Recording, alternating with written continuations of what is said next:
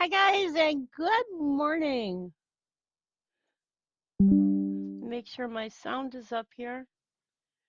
Um, just decided to do a live stream for this morning. I have other things I have to do today. Anyways, we're going to take a good look and see that there is some news to cover. AccuWeather, Texas, Florida, and the Carolinas are at an elevated risk for explosive 2024 hurricane season. Hang on one second. Um, Have to find something real fast. Okay. All right. This is coming from AccuWeather. Texas, Florida, and the Carolinas are at elevated risk for explosive 2024 hurricane season.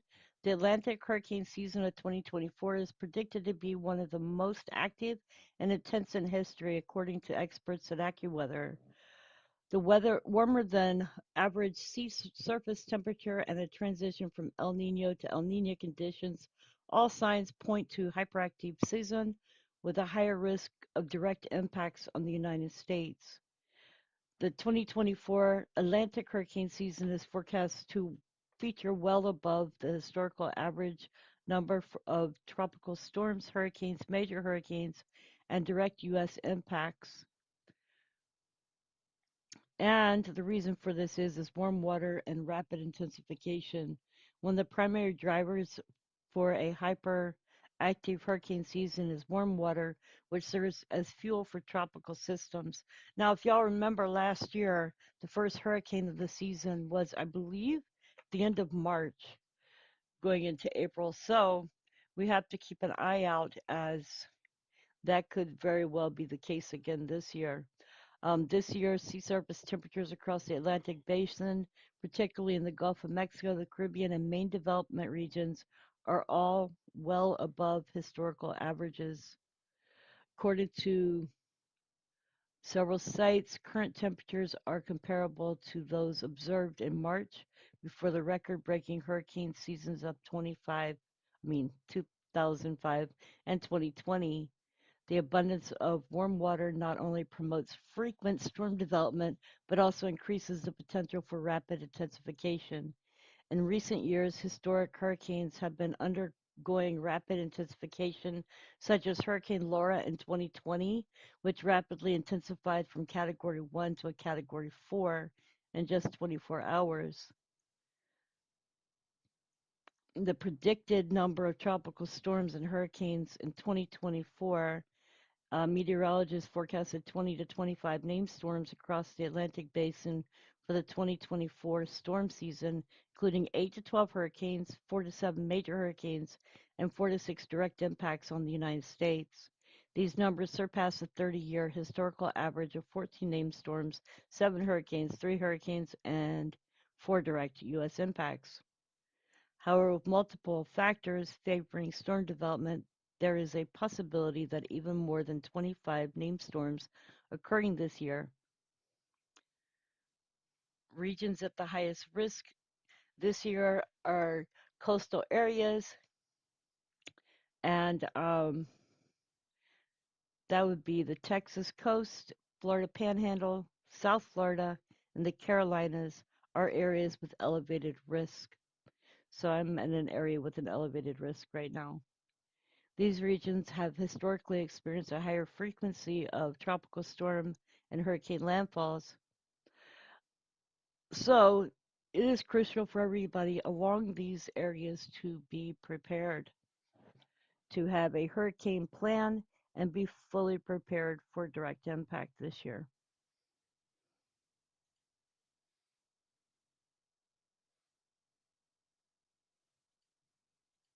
Oops.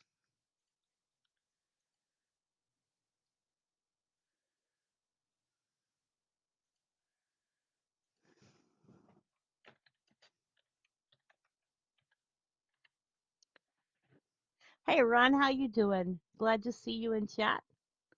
I will be doing mini updates off and on all day, or as long as I am live today. Don't know how many hours I will be live. Probably about 3. I will be right back, though. I'm going to go get myself a cup of coffee.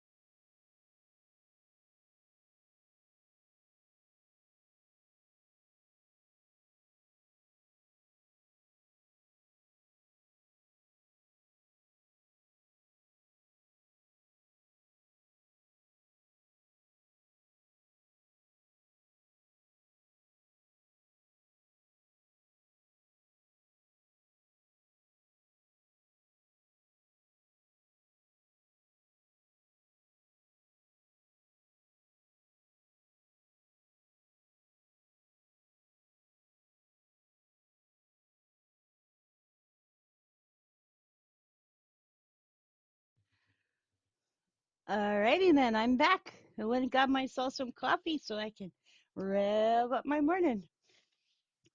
Okay, so anyway, taking a look at the screen, you can see Earthquake 3D is on the right side. Earthquake 3D is covering only USGS earthquakes. At this time, I do not have the full version of Earthquake 3D. I will be getting that version hopefully this month. On the left side, you can see the weather, which is going across the East Coast right now, which is The blue dot, you can see the big blue dot that's blinking. That's where I'm at. So we have been having rainstorms here in North Carolina. And down below, you can see EMS sees earthquakes. The last earthquake they're posting was a 2.5 in France. The ones before that was a 4.8 in the North Mid Atlantic, a 2.1 Eastern Turkey, and a 2.5 offshore El Salvador. 4.8 in the Mid Atlantic, I believe it's the ridge. Hang on, let me do this real quick so I can make sure there's not more behind that. Yep, it's the North Mid Atlantic Ridge is where that earthquake is taking place. Whoa, hey, slow down.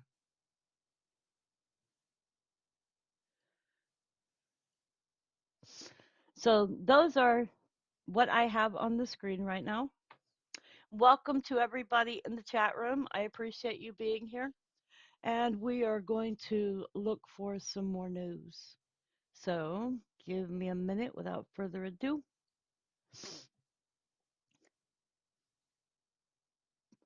Well, let's talk about what shouldn't be done. What shouldn't be done when you are driving your car during the eclipse. And they are stating that they are expecting more accidents to occur during the eclipse than at any other time. So, for solar eclipse safety, here is what you should not be doing on the road during the rare event. It says the sun and moon and earth will align in a North American solar eclipse on Monday, the April 8th. Millions of Americans from Texas to Maine who are in the path of totality will be able to experience atmospheric moment at its peak. The eclipse could last up to 4 minutes, and they are stating another eclipse will not occur again until 2044, about 20 years from now.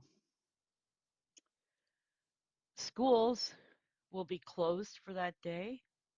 In the U.S., there will be some of them that are closed.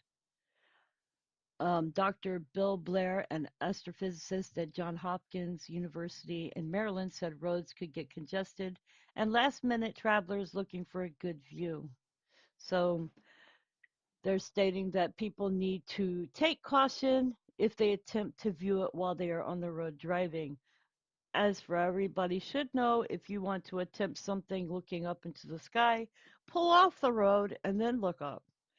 Do not be on the road driving, as you will probably run into other vehicles and end up in accidents.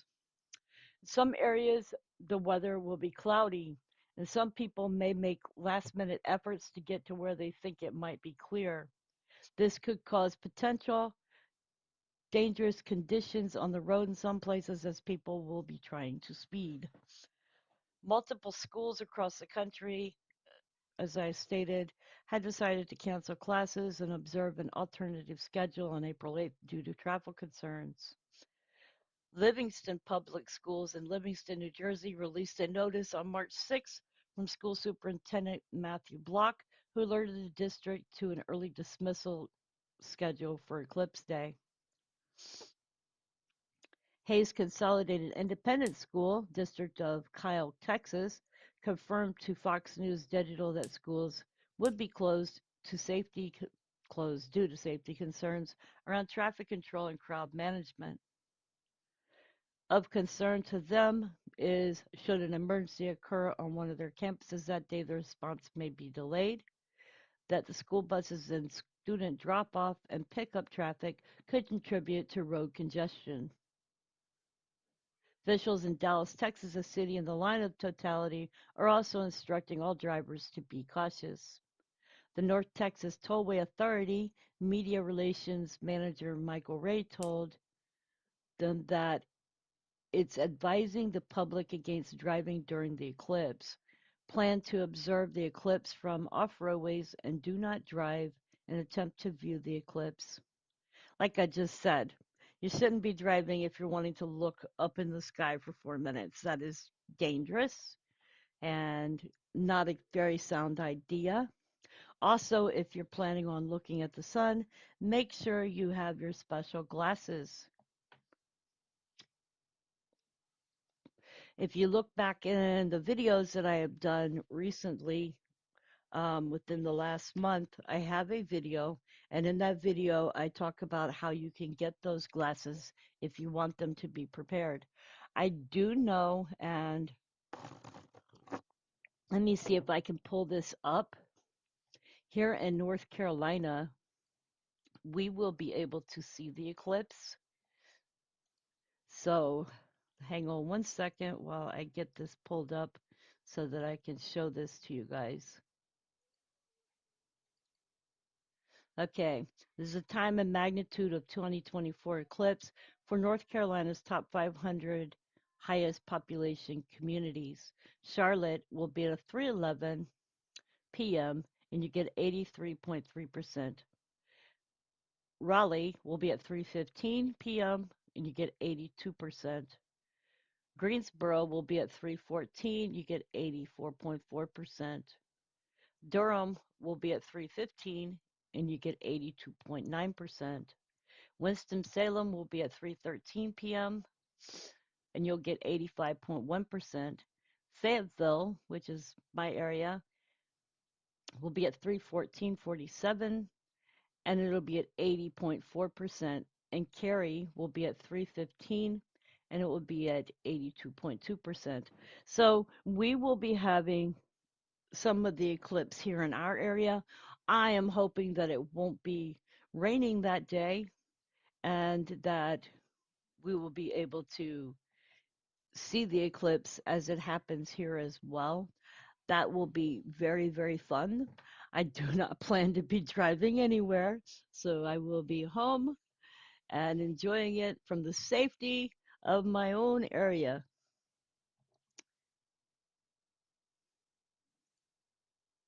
Oops. Let me see if I can open up what I closed. Okay. The NTTA plans to patrol areas across the tollway system during the eclipse in order to respond faster to potential accidents. AAA and car rental partner Hertz say that Dallas has seen 6 times more reservations than at this time in the last year. Okay, they say 4 of the top 5 post-eclipse bottleneck locations were on non-freeway routes. These 4 locations had congestion durations lasting from 7 to 15 hours. The maximum queue lengths at 3 locations range from 45 to 70 miles. Interstates are expected to be congested as well. Diaz mentioned that preparation is key and suggested people stay longer at their eclipse viewing locations once the event has passed.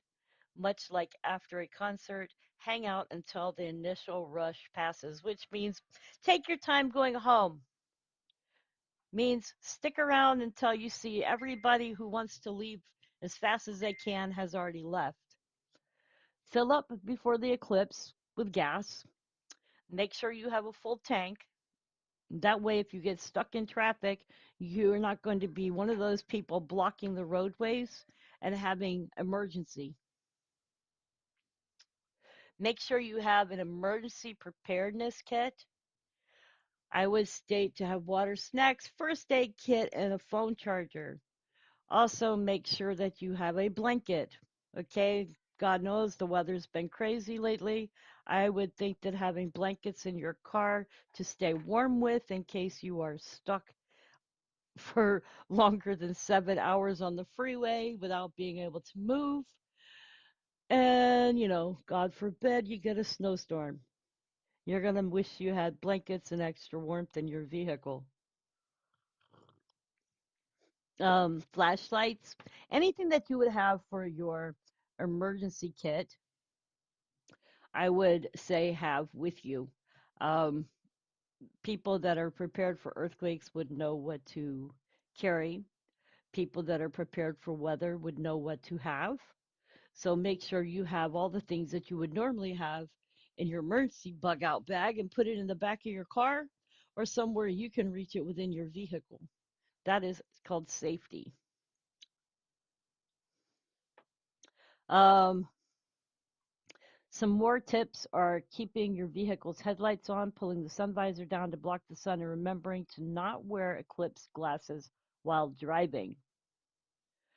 They also advise drivers to not photograph or video the eclipse while driving and not to pull over to the side of the road, highway, or interstate to view the eclipse. Make sure you exit the road and park in a safe area away from traffic to view the eclipse.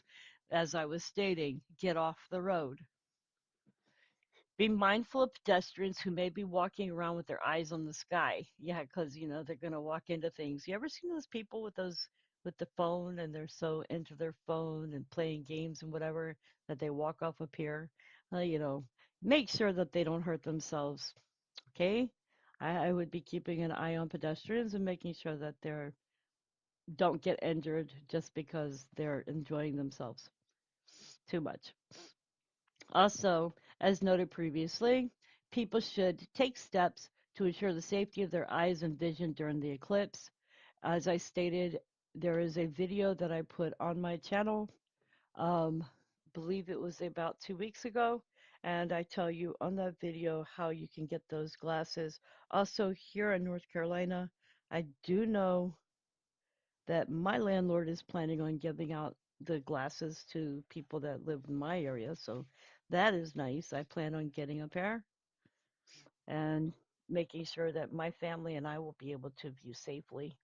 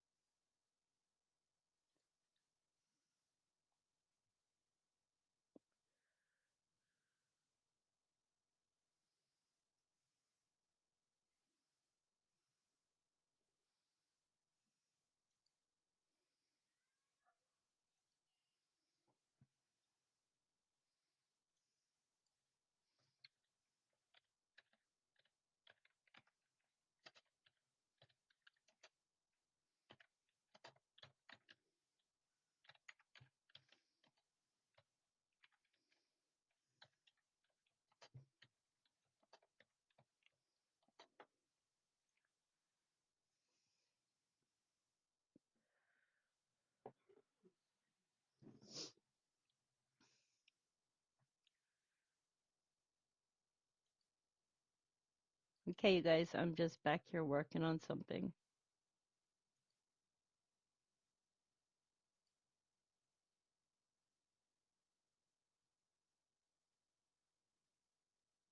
Just so you know, I have saved these as videos so you can view them on your own time.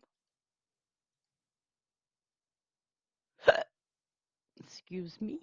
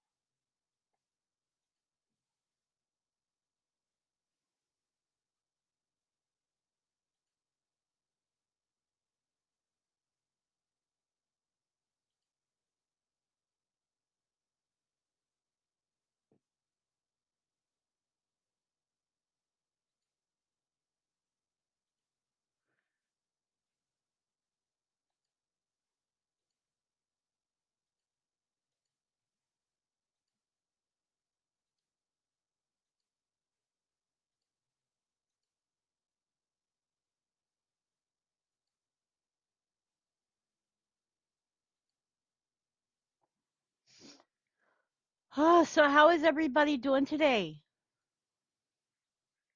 Is buffering bad? It's not buffering here. I'm looking at the um, screen and it's showing green. It might be because I am uploading a video. Um, might have to not upload until later, but here it's doing good.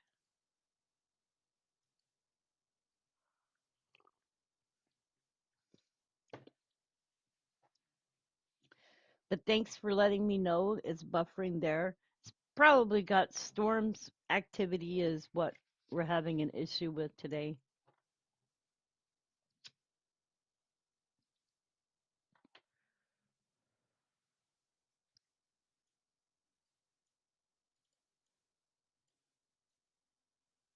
There's that 4.8. Whoops. There's the 4.8 Mid-Atlantic Ridge. Ah, I had it go nice and slow. There we go. There's the 4.8. Yeah, here I am playing around. Oops. Making things get messed up. Dang it. Hey guys, if y'all do me a favor, please like, subscribe, share. Helps me to help people to be informed, such as the videos that I do. Some of them are on safety. And the last one that I just did is on keeping people safe during the eclipse. Um, we do not know exactly what will happen during the eclipse, but what we do know is safety is first and is a measure that we all have to participate in.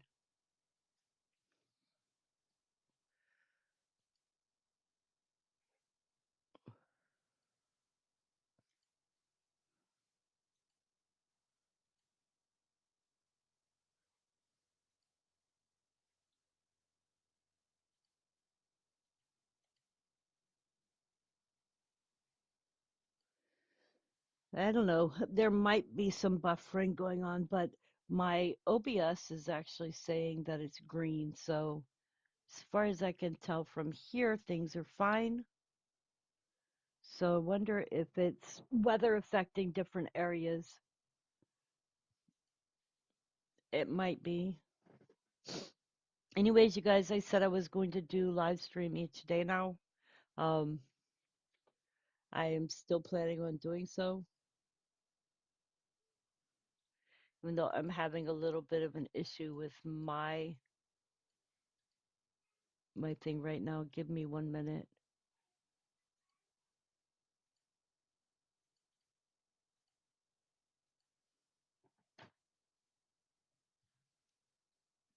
There you go. I was having a problem seeing my chat. I refreshed and couldn't see my chat. Huh, weird stuff.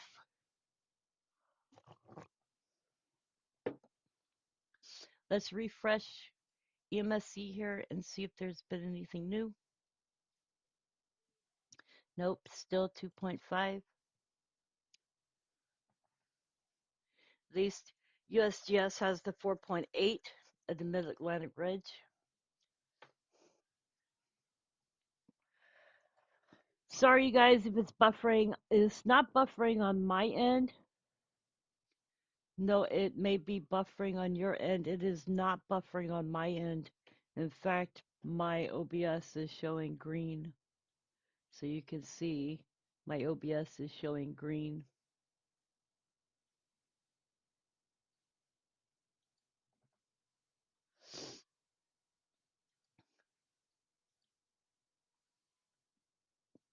And I did halt the upload for the last two videos I did. I will upload them later so that they will be viewable later.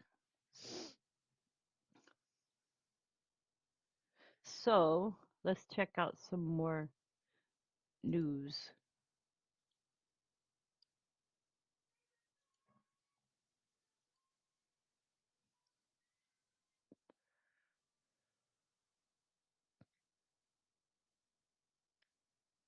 Thousands of dead sea creatures have invaded California's shores. Colonies of strange-looking sea creatures have been washing up on beaches throughout California. The tiny blue animals are known as Vilela, and are cousins of jellyfish, also known as by-the-wind sailors. Hang on one second, and I'll show y'all a picture.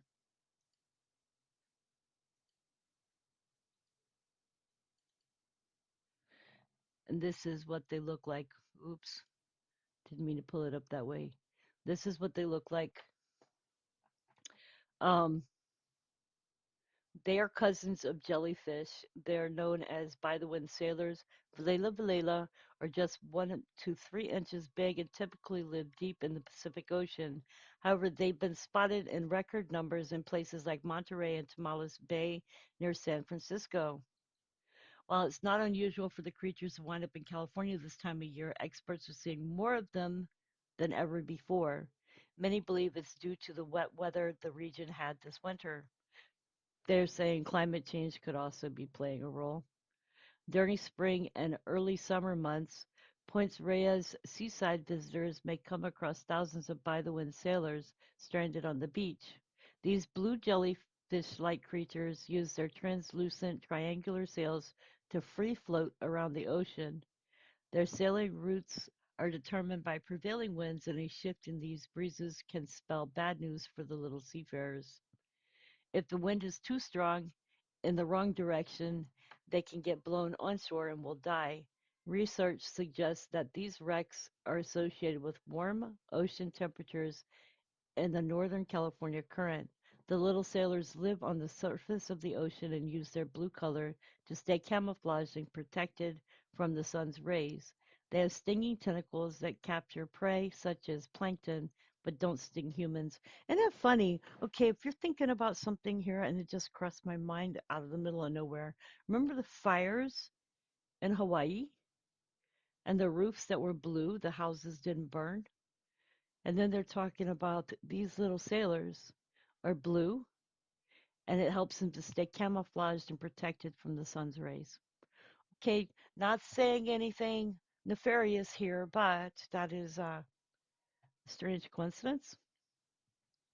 They're saying that touching these little sailors can irritate the human skin, and anyone who comes across the colonies are asked to avoid touching them. So do not touch them, they can irritate your skin.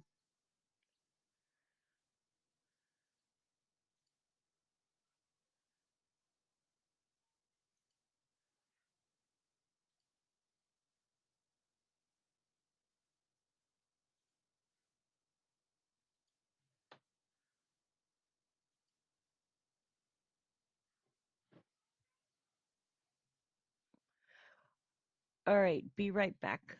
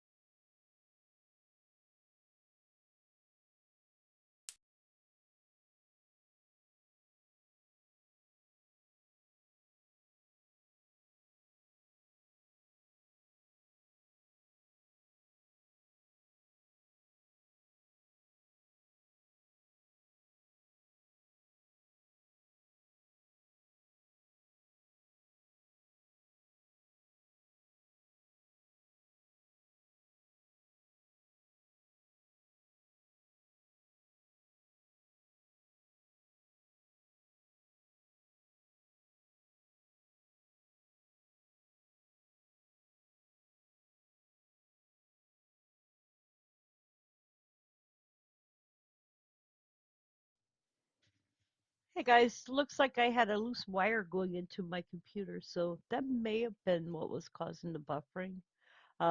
If you were having buffering, uh, I was looking at the OBS and the OBS was green, so may have been the issue. I have a bag cord which leads into my tower for internet, so it seemed to have been loose at the computer. So I have just tightened that back in.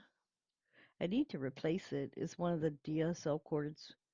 But for some reason, when I was redoing my room, the cord ended up breaking. So I've been trying to use it as best I can without replacing it. And looks like I'm going to have to get that one replaced. All the other wires I got in the last few months were new. So we'll see. I have just put together the last three videos or news pieces that I did in a video, and I will be uploading that later. So if you feel that you have missed any of the updates that I did, they are, and I did record them, so they are being recorded and will be uploaded as one video later. Um, After the live stream ends. That way you can go back and look at the three articles and hear them and what I had said about them if you were having any buffering issues. Um, that is one thing I've been trying to do is record stuff to make sure that you, the viewer, will be able to see it if there is an issue with live streaming. It's a sneaky way around uh, saving work when there is an issue.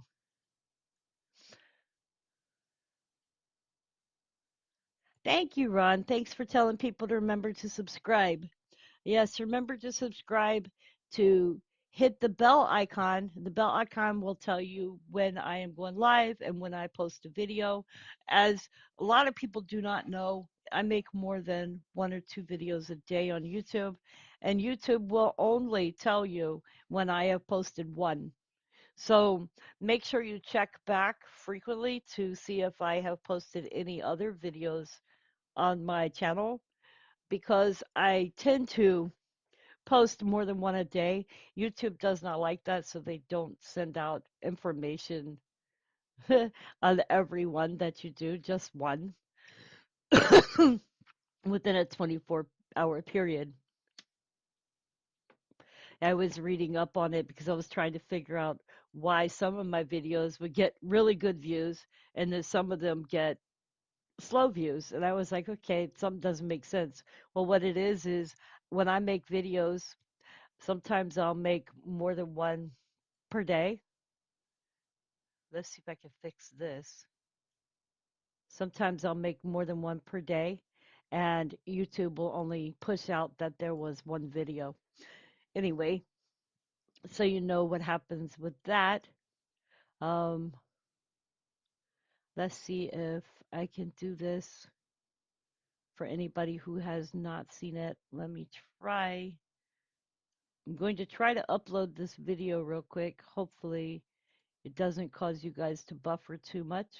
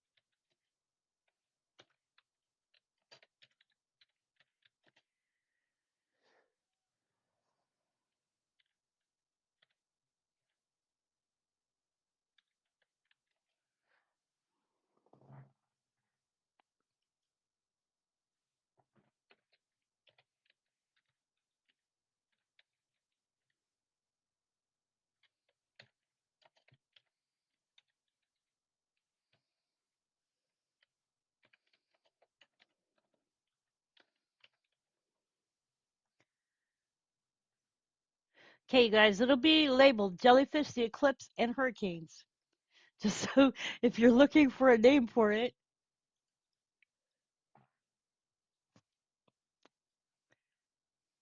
Yeah, I thought it sounded good. Okay.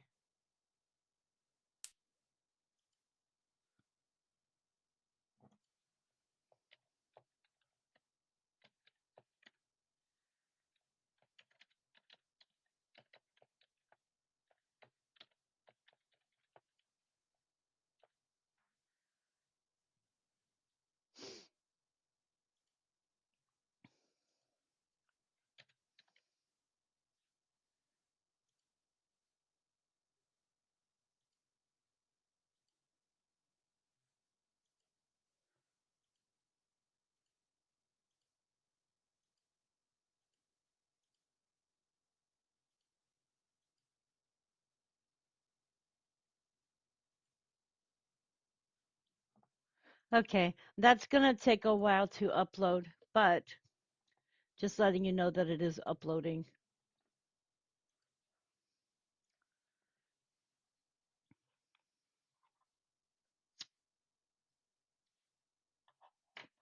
All right. I'll be back in a little bit.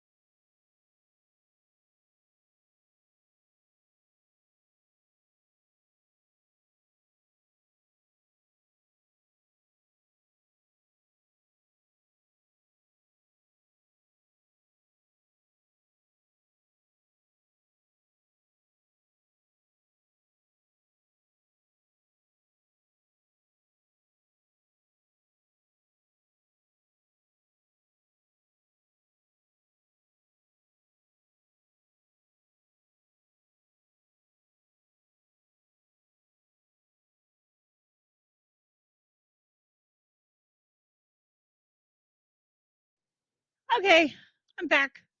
Um, Wanted to let y'all know, if you have not joined already, and I know some people will watch this video later, if you have not joined a group already, feel welcome to join one of these many Facebook groups. We have a MeWe group. I am on social media on Twitter, Facebook, Instagram, Discord.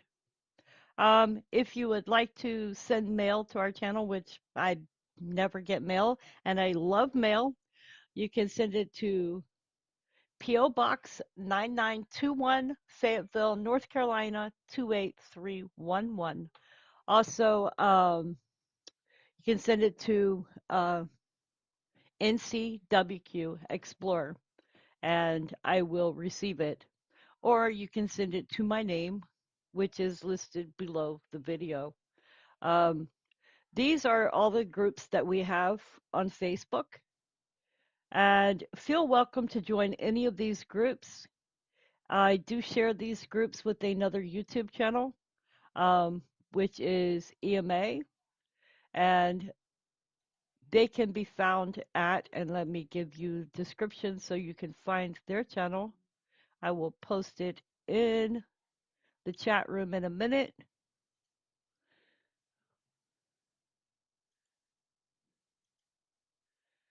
So you can go to their channel. He updates every night. And this is EMA's channel.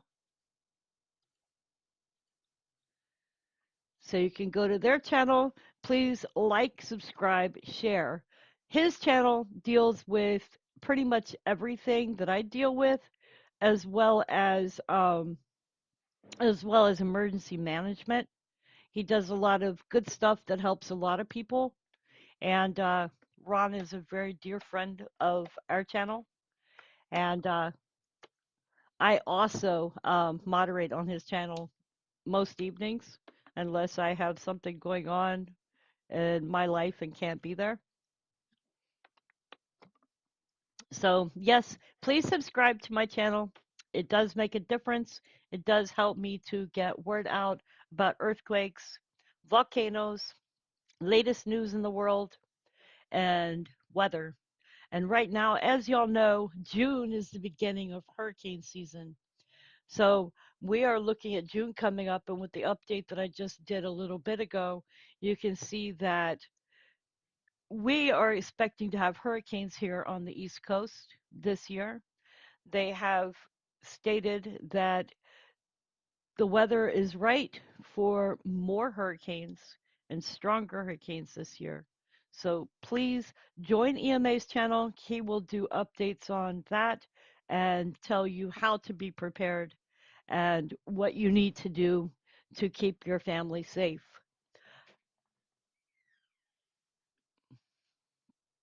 At this time, I am uploading the video that I did a little bit ago. It's called Jellyfish, the Eclipse, and Hurricanes. That will be uploaded in probably about an hour, and you can watch it there to see the three different topics that I spoke about for today. I am recording them because as we are having weather issues and possible problems with my channel right now, I wanted to make sure that y'all would be able to see that. So I do record while I am updating, except for right now, I am just talking to the channel, so I am not recording. Um, this will all save as a live video. However, the video itself, which is at 53% uploaded right now. Sorry if it's buffering the channel in any way. I can't help that. Um, that video will be uploaded within an hour. It takes a while for it to upload and then to go through the process of becoming a watchable video. Also, I wanted to let people know, a lot of times when my videos go up, they haven't finished processing yet, and YouTube releases them. So if you come back, like wait when you see a video come up. Wait and then come watch the video after it's come up, and then it'll be in 180 or 1080. I guess it's 1080. Yeah, 1080, 60 HD. I don't plan on doing my channel to where it's any higher than 1080. I know that a lot of people have been getting the new YouTube where it has 1080p, 60 HD, and then higher than that. And I just don't want to put my computer through anything higher than that. Right now, holding at 1080 is the best I can do. Um, if you are having buffering problems, I suggest that you drop to 720 and may have an easier watching time. I'm sorry if it won't be so clear. Second, I am looking to replace this Earthquake 3D, hopefully within this early this month, with one that has all of the earthquakes on it so that you can see USGS, EMSC, and other sites on the globe to be able to see more earthquakes that are going on per day than just the ones that USGS seems to nitpick onto Earthquake 3D. Huh, yeah, you can call in if you want, Ron.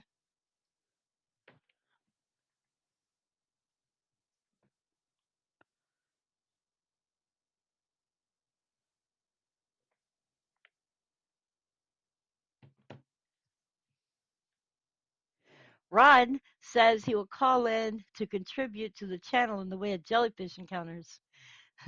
Let's say when I was little, I lived on a sailboat. And my worst encounter with jellyfish was standing up on my boat, up on the top, and deciding to jump into the water and landed in a school of jellyfish.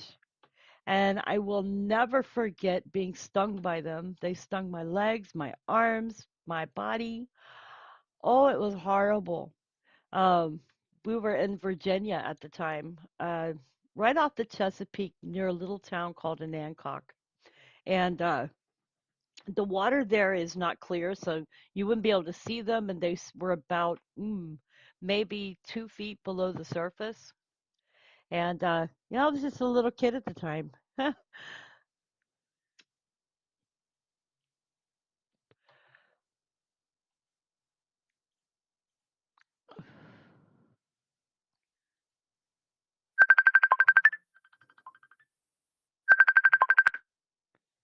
Hey, Ron, how you doing? I'm doing good. Okay, hopefully I got you up loud enough for people to hear you. All right, you guys, can y'all hear Oh Ron? yeah. He's with Emergency Management Associates. He's in chat, but he's also on the phone now. Ron, go ahead and tell us your story. Folks, I used to live in San Diego, and while there, I was a surf bum. Yes, I was a surf bum. From the age of approximately, I want to say, 16 years old until I left San Diego in my 40s. And I surfed a lot.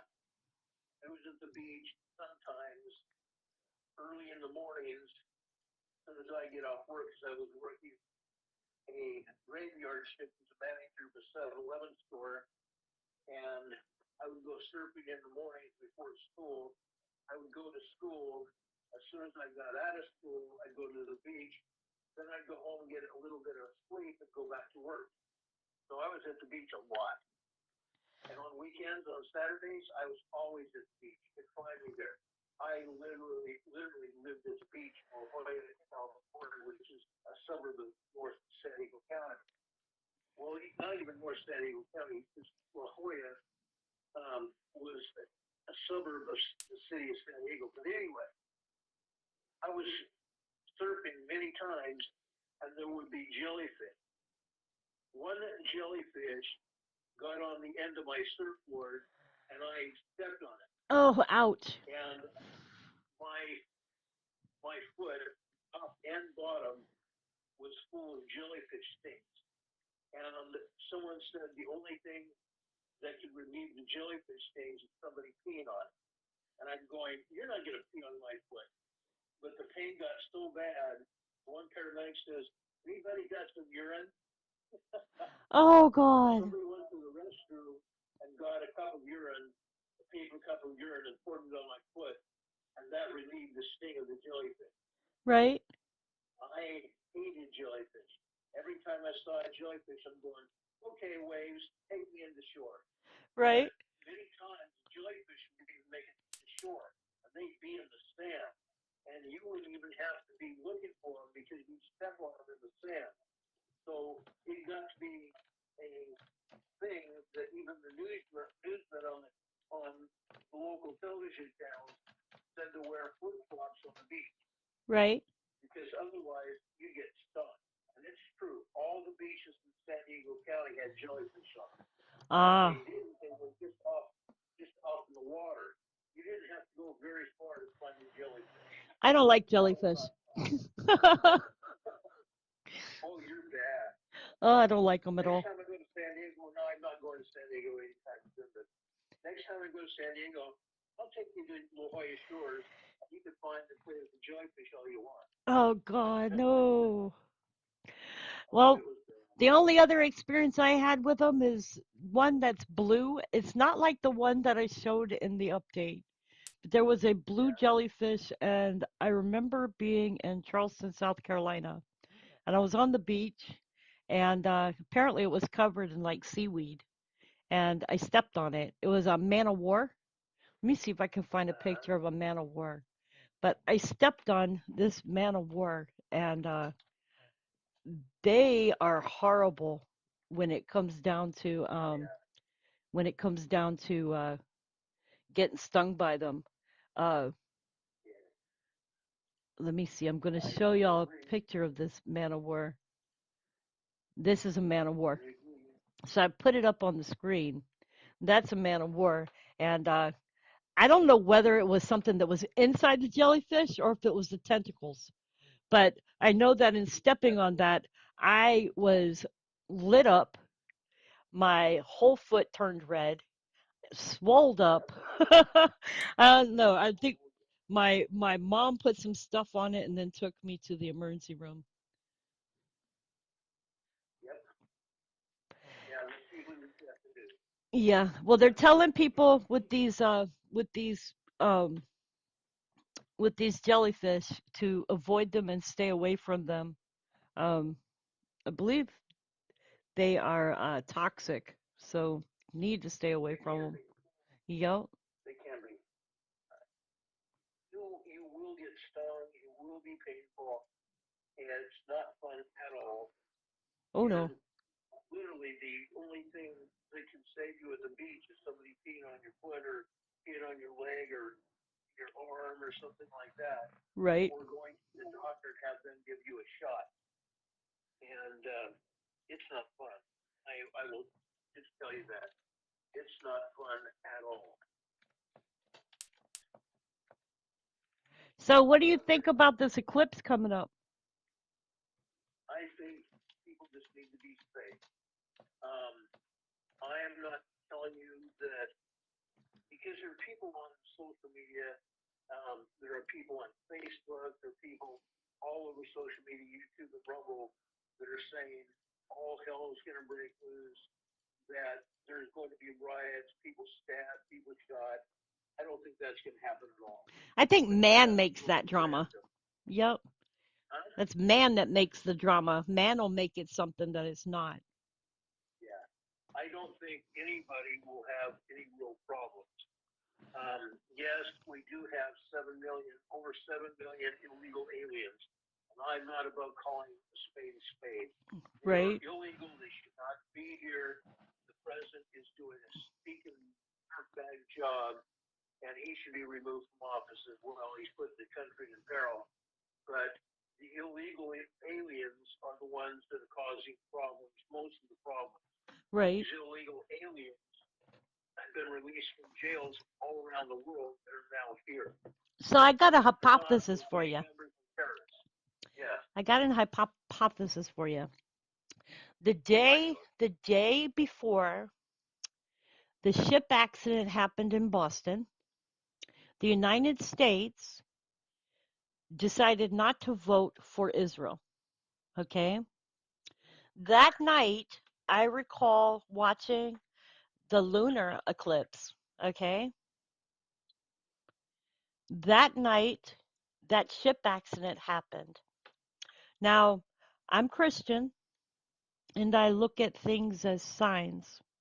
And now we have the great eclipse coming up. So I was watching that and I was like, okay, I think that, you know, if you look at it, United States has always been a bridge to Israel, right? Yeah. Well, the Right. Liberty Bridge just got hit. So Yes. I'm wondering if it's some kind of a sign because in the end times God says that he will use the sun, the moon, the stars, the waves, and things coming upon the earth Yeah. as He will. signs. So I'm looking at Sure. all of this and I'm thinking that it may be more of a sign than it is a just an eclipse coming up. That's possible. What I want to warn people about is staying away from rumor mongers. Stay away from people that are saying, "Oh, hell's gonna break loose. We're all gonna die." Don't believe it. Right, The best thing everybody can do is be safe, to watch your back, be very, very situationally aware of everything and everyone around you, and you'll be safe. You'll be fine. right. And as I said in the video that I'm uploading, if you're going to be in your car, don't be driving along looking 4 minutes into the sky. Pull over Don't do somewhere it. safe, off the road, away from other cars. And also, as they stated, be aware of pedestrians who are looking up at the sky. Like, I did the analogy of a person on their cell phone walking around and they walk straight off a cliff. You got to be careful of those people and also help to keep them safe. Yeah. Because, Now, if you are in a major city where you have freeways with more than 3 lanes of traffic in each direction, do not pull off to the shoulder of the road because that is for emergency stopping and emergency vehicles only. Don't pull off to the side of the freeway. Get on off the freeway onto another road, pull off to the side of the road, and be very safe. Stay on the passenger side of the car. right, Do not go into traffic. One thing that I learned early on in my career in law enforcement was to watch for stupid people wandering out into the highway. One guy pulled off and watched something that was going on. I think it was an air show that was going on at Miramar Naval Air Station, and he pulled off on the side of the freeway, which is number one wrong. Don't do that. right, Number two, he was so busy watching planes, he wandered out in the freeway and got hit. The person that hit him tried to get out of his way, and he wandered out in the traffic. He wasn't paying attention to traffic at all. He was watching the planes going over, and he got hit and killed. right. Don't do it. Okay, so Ron, how are Don't the do earthquakes that. doing today? How are earthquakes going? Oh, there are a bunch of earthquakes. Which ones do you want to hear? I want to hear about the ones on the I, West I can Coast tell for you today. the ones on the East Coast. West Well, Coast. honestly, or the West Coast, yeah. Yes, because I'm noticing that there's been quite a few threes on the West Coast. I'm going to caution everybody on the West Coast of the United States. Watch what you're doing. Be very aware of what's going on around you. Please. Now, I'm just giving you this as a hint. Watch your local news. Most of these characters on the news, and I'm talking about the news anchors and reporters, will tell you about earthquakes, especially on the West Coast. Okay? They always have updates about the earthquakes. Always. There are earthquakes. on the West Coast. Now, last night on the air, I told you all about earthquakes over in San Diego County. I told you about earthquakes in Los Angeles County. I told you about earthquakes near Santa Barbara County. I told you about earthquakes over in the San Simeon area, as well as over in the San Francisco Bay area and south of there. There are earthquakes. I will promise you that. Today, just off the coast of Los Angeles, just off the coast of Los Angeles, there is a minor 2.0 earthquake just southeast of San Clemente Island. The USBS, I call it BS because I believe it's BS, did not put the directions where it was right.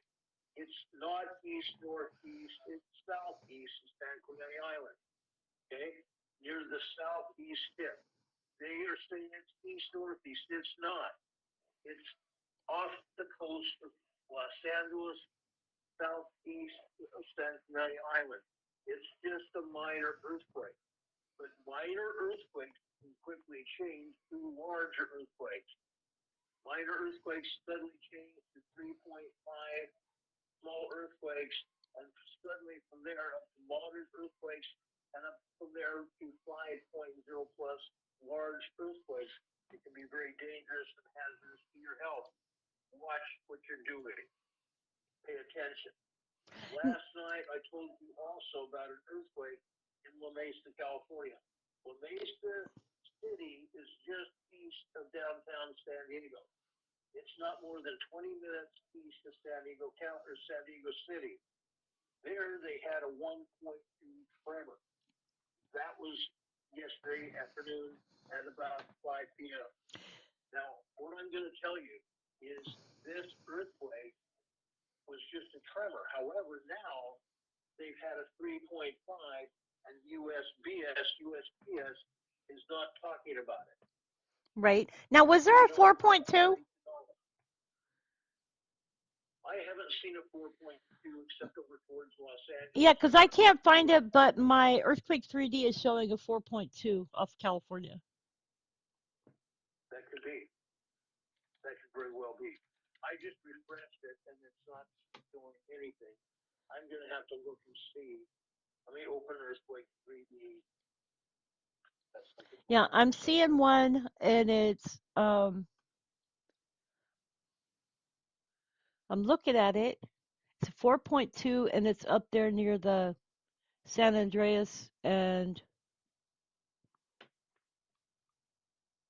I would say right up there near the Oregon border. Because I'm seeing 3.1 and 4.2. It might be.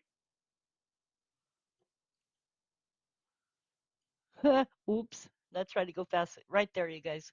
I'm showing it on live here.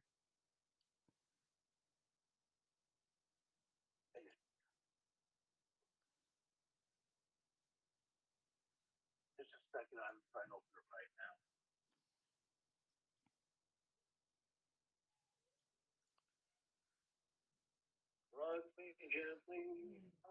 Yeah, I had been looking, but I couldn't find it.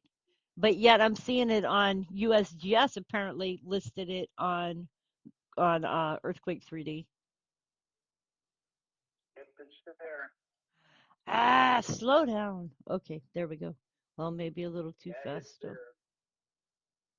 It's off the coast of Northern California, guys. Yep, that's what I was thinking, but I didn't see it. And when I scrolled back on USGS's site, I didn't see it on there.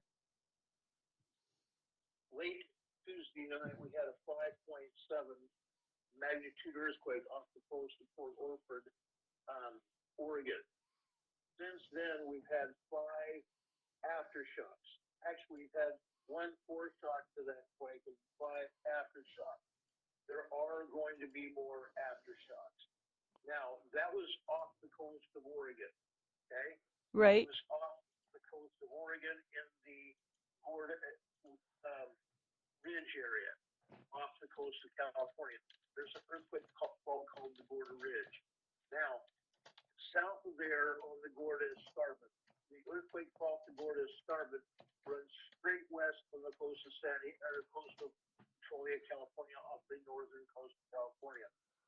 We also get a lot of earthquakes there. This appears to be off the coast of northern California, a 4.5 earthquake. Now, why am I talking about it? I believe everybody needs to be earthquake aware as well as aware of everything else going on around you.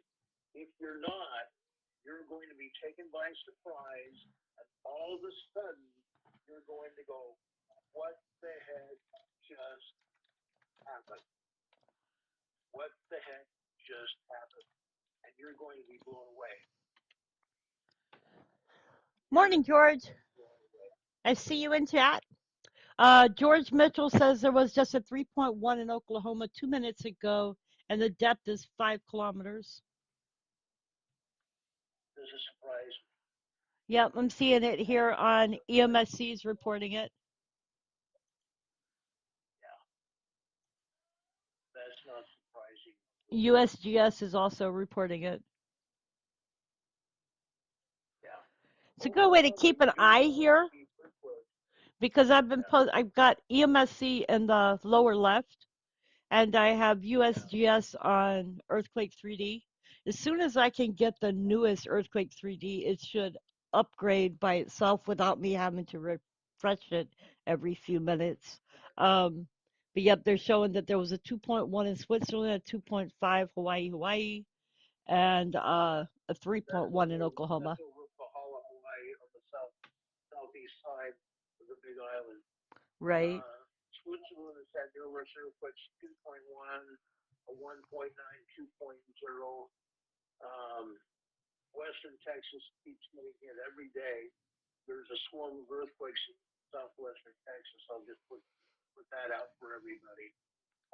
If you see earthquakes coming up on the map in southern Mexico, you're not going to see it on the USGS map because USGS isn't talking about any of the earthquakes in southern Mexico. There's about 40 earthquakes in southern Mexico today. 40 earthquakes. They range from small to from 3.0 all the way up to 4.6 moderate quakes. All those earthquakes in Mexico and Mexico, Central America, end up in Southern California. That's what happens. I can promise you that's what's going on. Okay? USGS isn't talking about it because they don't want anybody to realize exactly what's going on. Um, Today, offshore from El Salvador, just to give you an idea of what's going on in Central America, offshore from El Salvador part, we had a 2.5 minor earthquake. That's normal. Central America is getting hit with earthquakes all the time, right. literally all the time. We're going to see that. We're actually going to see that all the time. That's normal. Okay? El Salvador, Nicaragua, Costa Rica, Panama, those countries there, even Guatemala, keep having 3.0, well, not even 3.0, 3.5 to 4.5s every day. And that energy goes north. We are going to have a very large, major earthquake in southern Mexico. I believe All it. these swarms of earthquakes, it's coming. I promise you that it's coming. And if you're not paying attention, you're going to find out that that energy hits in southern Mexico, and the next thing you know, we have a major earthquake in southern California. That happens. Every time it happens, I have called it, and the next day, 2 days from then, we have a major earthquake in southern California. I've called it every time. Wow. So we need to be earthquake aware. We are expecting a major earthquake in Southern California, and I will say this, I believe it's going to happen this summer. What do you Okay? think about the eclipse and earthquakes? Because we all know that the moon can cause earthquakes. Yes, it can. If we have a full moon, we may see some larger earthquakes around the globe, not just in the United States, but around the globe. Now, Given what I know about earthquakes um, caused by the moon, other planetary alignments, yes, that could happen. We may have a small uptick in earthquakes during the eclipse, or the time of the eclipse. I'm talking 12 to 24-hour period before and or after the eclipse. Okay? That may be normal. However, I do not think that we're going to have any major earthquakes as a result of the planetary alignments of the Earth, Moon, and the Sun. If we have other planetary alignments, I'm talking Jupiter, Venus, Mars, Neptune, and the Earth, that's a different story. Planetary alignments cause electromagnetic radiation on the Earth. Right. That's a fact. The scientists know that happens. Again, planetary alignments in space cause electromagnetic radiation on the Earth. Just like we have plasma radiation shooting out of the sun, electromagnetic radiation is caused by planetary alignments. Those cause earthquakes. Now, let me preface this by saying this. Why do they cause earthquakes? The radiation, either from the planetary alignments or the plasma radiation radiating from the sun after a sunspot blows out, or what they call a coronal mass ejection. That plasma radiation can hit the Earth anytime from 6 hours to 72 hours after the coronal mass ejection from the sun. That plasma radiation reaches the Earth, goes through the Earth's magnetosphere that's supposed to protect the Earth. Right now we have a weak magnetosphere, so it's not completely protecting Earth like it has been. That radiation, either from the planetary alignments or the sun, goes through that magnetosphere, reaches the surface of the Earth and down into the core of the Earth. It causes the planetary tectonic plates on the Earth's planets, tectonic plates, and the core of the Earth to heat up. Right. When the plates heat up, it causes the underlying plates around the globe move. Okay? There's there's tectonic plates all over the Earth. Each tectonic plate is subducting, meaning going underneath the other plate. When the plates heat up, all that gunk and grime, the sand, the rock, the biological material, the plant life that's died and stuff that's sitting on the bottom of the ocean, it heats up, turns into a greasy, oily-like substance, causing the plates to easily move. Causes the plates to more easily move because that greasy, oily-like substance loosens up the plates and they move, causing earthquakes. I've seen it happen. I've seen all the science. I've read it. I've studied it. I've seen it happen. So we need to be very careful when we hear about a solar eruption on the sun, what they call a coronal mass ejection, or a solar flare. That sends plasma out into space, and if it's a sunspot that is Earth facing, it might be a direct or indirect hit. Even Right. indirect hits on the Earth can cause earthquakes. Just know it. Okay? Now, if we get a major coronal mass ejection, meaning a plasma ejection from the sun, a major eruption from the sun, it could be what they call an X-class flare. An X1 class flare is the most minor major flares. One of those most minor but major flares. The graduation of each of the parts of a coronal mass ejection can go from a C class flare to an M class flare to an R to an S and to an X class flare. They graduate from class X1, class X2, class X3, X4, X5, X6, 7, 8, and 9. X9 class flares are the most dangerous. In 1859, the Earth got hit by a CME, a coronal mass ejection. That was called a freaking event. Why did they call it a freaking event? It melted telegraph wires. The flare melted telegraph wires and electrocuted a telegraph operator. Oh, geez. It electrocuted a telegraph operator that day that flare hit. It's a very dangerous flare. It can also Wasn't that in the destroy 1970s? many computers. What? What year was that? 1859. Okay. Wasn't there something that happened around the 70s as well? There's something that happened. I don't remember what it was in the 70s. Um, I just honestly don't remember what it was. But there was some kind of solar flare. It was an X flare of some kind, and it caused some computer fritzes and caused some satellites to deorbit. Um, and that's the other issue.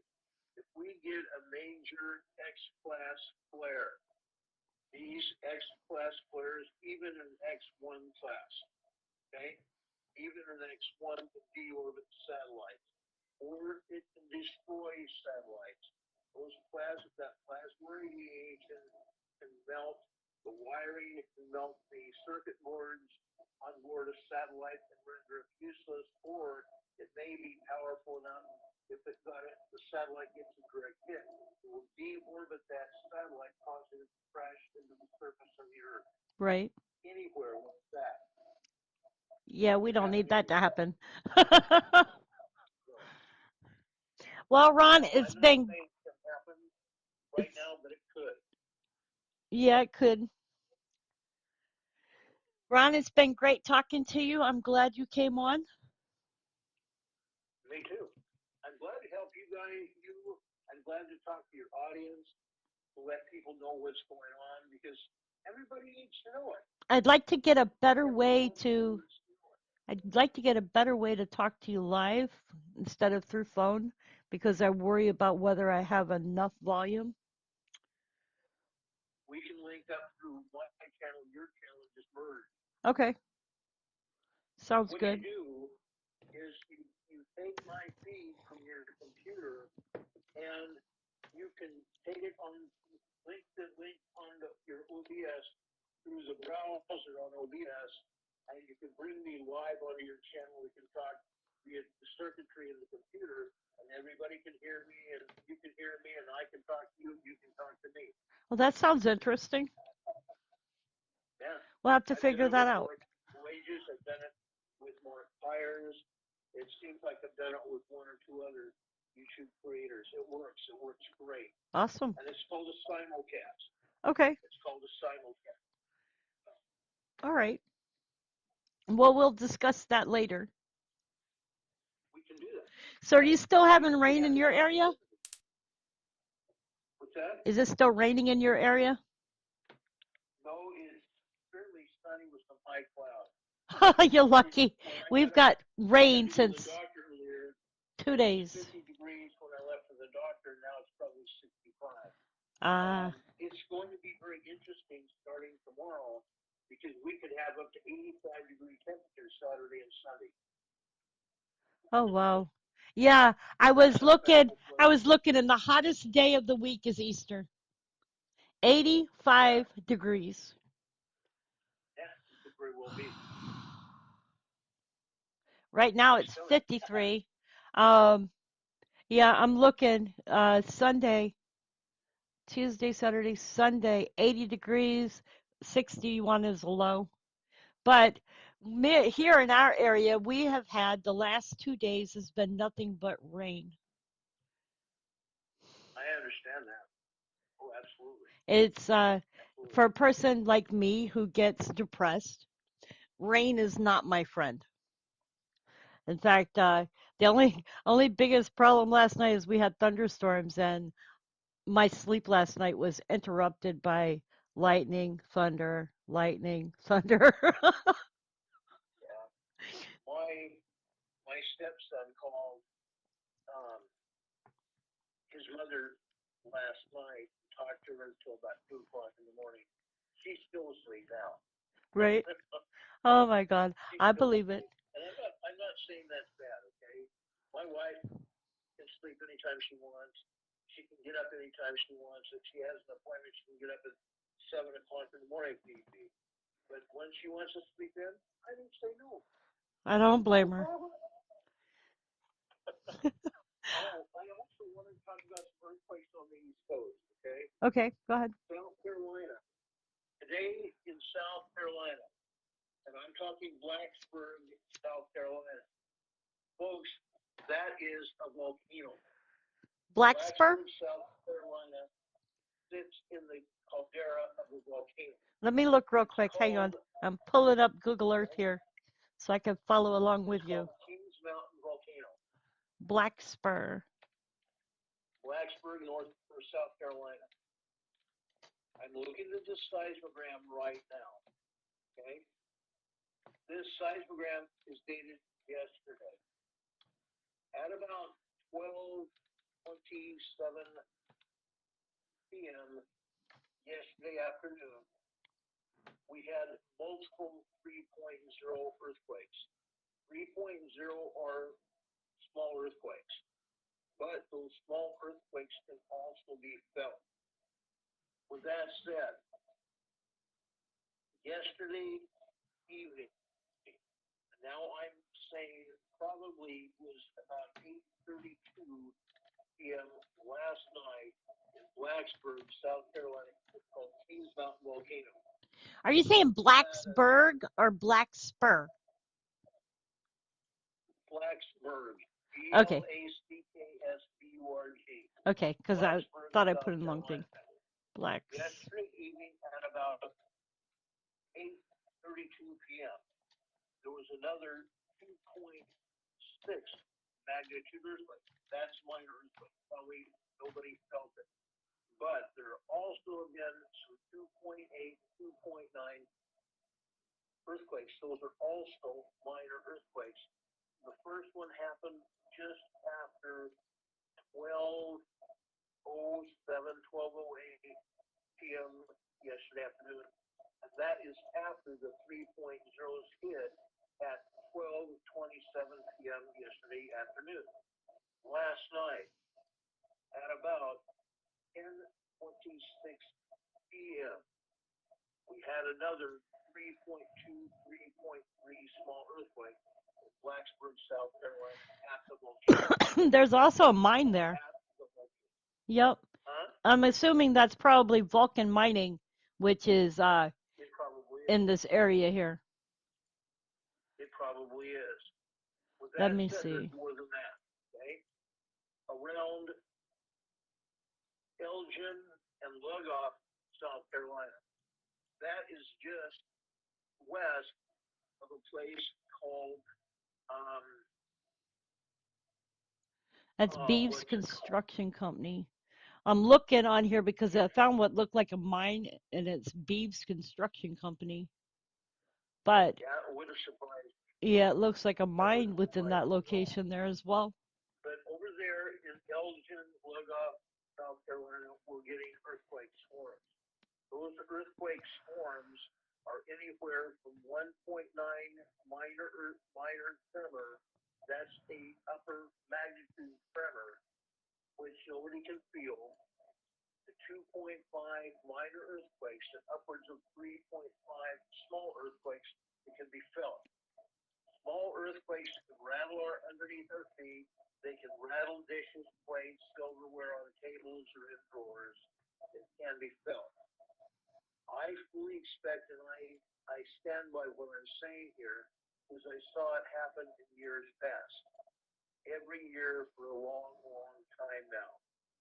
In this area of our Earth, we are getting hit with earthquakes. Okay? Right. I'm telling you. Right now, I'm looking at a seismogram, which is a printout that we get from the seismographs, which is a machine that records earthquakes. That record earthquakes on the paper or on the computer, and those those graphs are called seismographs. I'm looking right now at the seismograph from Sumter, South Carolina. Sumter, South Carolina is just east of Lugoff and Elgin, South Carolina. We're seeing right now today, already today, okay, we're seeing 3.0 earthquakes several times already. Yesterday afternoon, I'm now looking at yesterday afternoon, we saw a 3.0, well, multiple 3.0 earthquakes at approximately 1:30, well, no, 1:40 p.m. yesterday afternoon. Just after that, at approximately 2:13 p.m.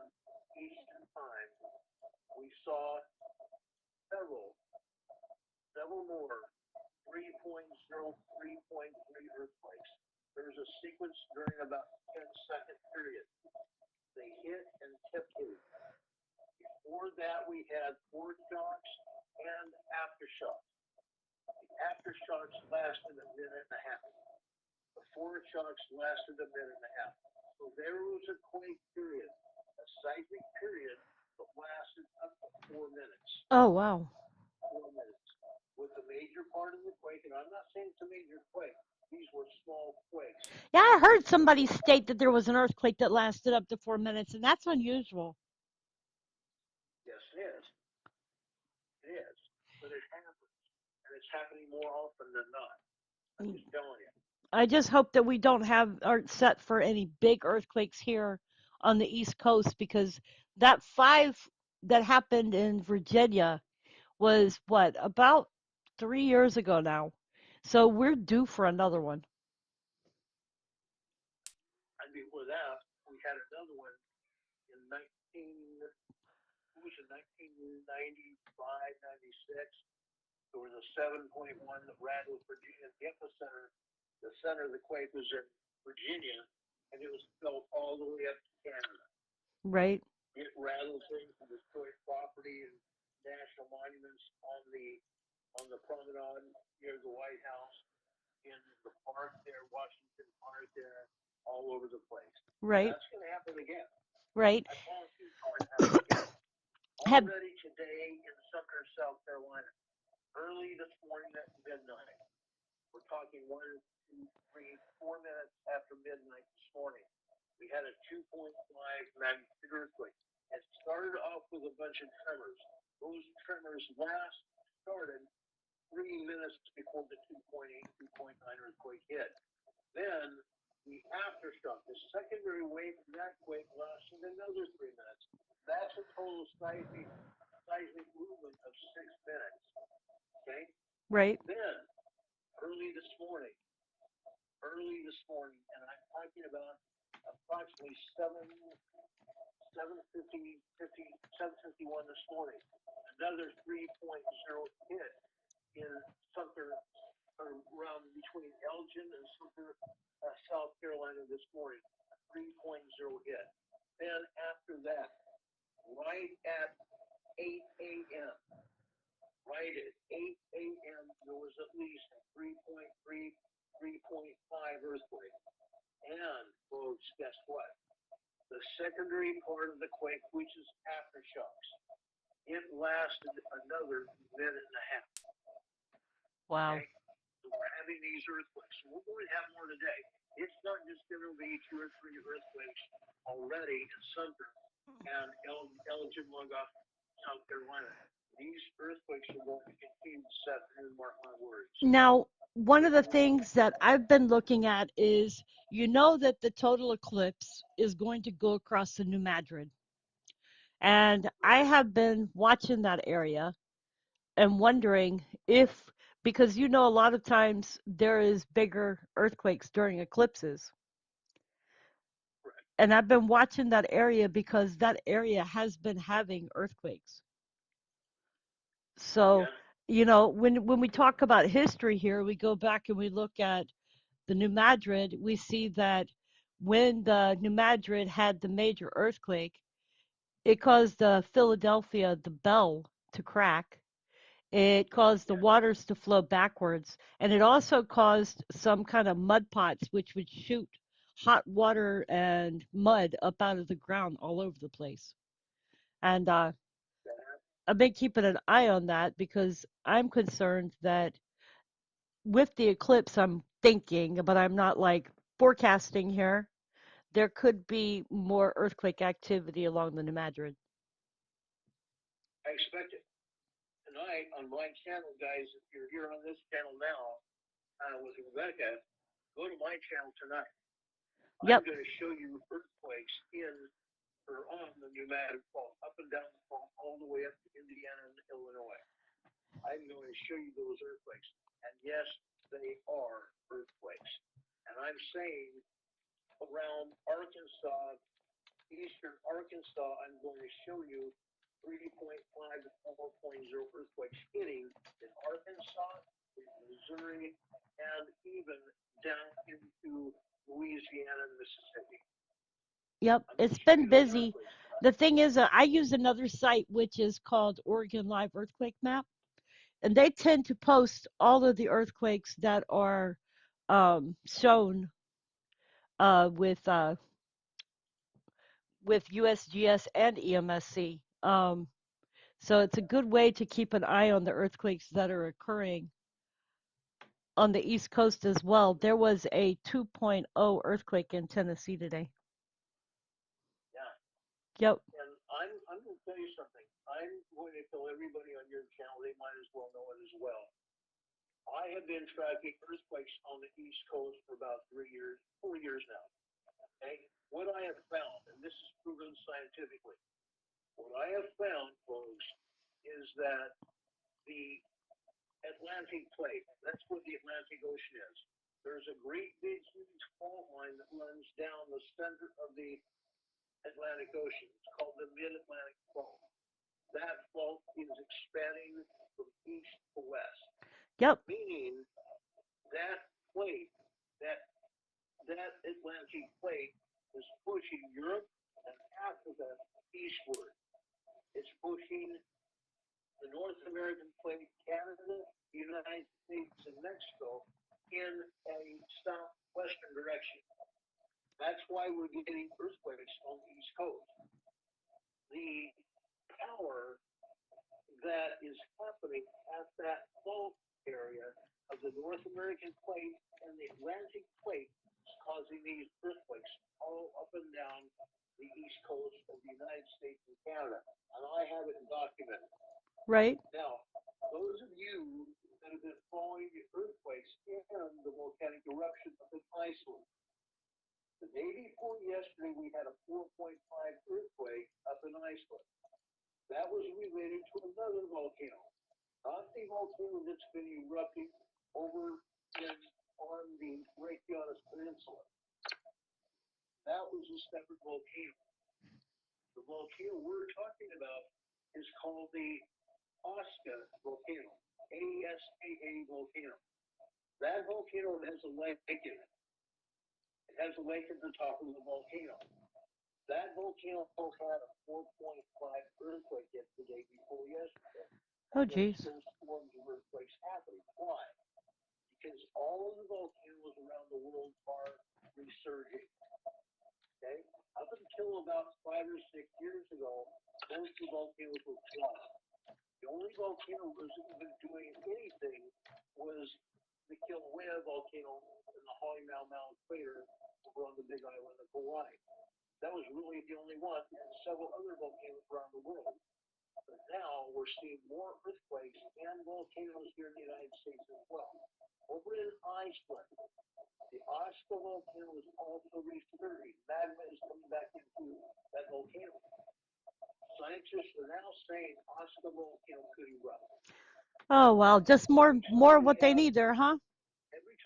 earthquakes of this size, 4.5 large earthquakes at the volcanoes, there is a very good chance within weeks to maybe 2 months, if those earthquakes continue at those volcanoes, the volcano is going to erupt. Okay? I'm just telling you. I've seen it. They don't need any more volcanoes to go off over there. I think they've had enough by now, huh? They may have. They may Wow. have. George Mitchell's here in your chat saying he has Streamlab and can't figure out how to bring anyone up as to be a co-host with him on his show at night. Um, I don't know whether your Streamlab, I don't operate on Streamlab, maybe I should, but on Streamlab, you may have a browser setting on your Streamlabs software where if someone or you have a link to someone else's podcast, no matter where it's at on the internet, you can put that link into your software on Streamlabs if you have that, and you can bring that person up on your own software, and it will simulcast with yours if that's what you want to show. So, Interesting. George, if that can help you, I'll be happy to come up on your channel as well and we can talk. Something else I was thinking about is we could use not Skype, but the other thing. I forget what it's called. We can do Facebook Live. Yeah. Facebook Live, I believe, can do it as well. Um, I'm not sure how to do it on Facebook Live, but I'm sure it can be done. But I've been on Facebook Live and done a broadcast on Facebook Live before. Um, I'm sure there are other Streamlabs. Streamlabs. Okay? Streamlab, you can do it. What is that other one? There's another one. Ah, shoot, I can't remember. I don't remember. There's another streaming service anyway that you might be able to do it on. We might be able to do it on Rumble. Maybe we'll have to try it on Rumble. Yep, I we don't could know. do that. I'm looking up streaming services. That doesn't Zoom. bring up much. George Mitchell says Zoom. Yes, I think we can do it even on Zoom. Yeah, I that's what I used to was have a thinking. radio show, I was and thinking I've Zoom. done video shows over on Zoom before. Yep, that's what I was thinking. Zoom. But I couldn't remember the Yeah, name of the name of the site. me either. I had a temporary brain fart. Yeah, me too. My brain went out the other side. Yeah, well, I got a court date on the 8th, so I've got to do Zoom. And I couldn't remember what the heck it was called. Yeah. Sometimes I have those brain farts. I guess you get old, you have brain farts. I had brain farts when I was in high school and college. He was. Oh, God. I remember those Um, days going to college, cramming for your books, and the only thing you could think about was the stuff that you just studied. And people be asking you a yeah, question, and you'd be going, huh? yeah. Did you hear this happen to the I world? swear, Huh? I swear. I was in a tent. I was in a tennis lab in college. This is no joke. And it was a geology class. My professor was sitting right next to me at his desk, because my desk was right next to his. And he was looking at me. He goes, "Have a problem, Ron?" I said, "I cannot remember what I just read." He goes, "Right here?" I said, "Yeah." He said, "You're not supposed to show me that, guy. You're my teacher. You're not supposed to show me anything." And he goes, "Everybody, Ron had a brain fart. I just showed him the information in the book. I'm going to show it to you all." And so he turned the book around and showed everybody the answers I questioned. Because we had just talked about it. We just, you know, Yep. I remember brought it plenty. up. I remember plenty of times like that where you've just read something, you've just gone over it, and then you're sitting there going, "What in the heck was just said?" Yeah, Yeah. I remember those days. Or you get down Oh, to the yeah. test and your mind just goes blank. Yeah. And I then you're like, remember oh that God, you're thing. scrambling because you've got an hour and a You know half. what? I knew I knew the information, but I just had a brain fart. I know, It right? went out the other side. Oh God. You've got me remembering college now. Oh, yeah. See, Those I like that professor. I learned so much from him. That's why I study geology today. That's why I do what I do. And no, I'm not a professor. I'm not even close to that. However, I kept studying. Even after I got out of college, I kept studying. That's Right? why I can tell you about geology today. You're I've supposed to been continue studying studying because there's new things that come up all the time. And if you don't, you're breaking up. then you're behind on the curve. Yeah, that's absolutely true.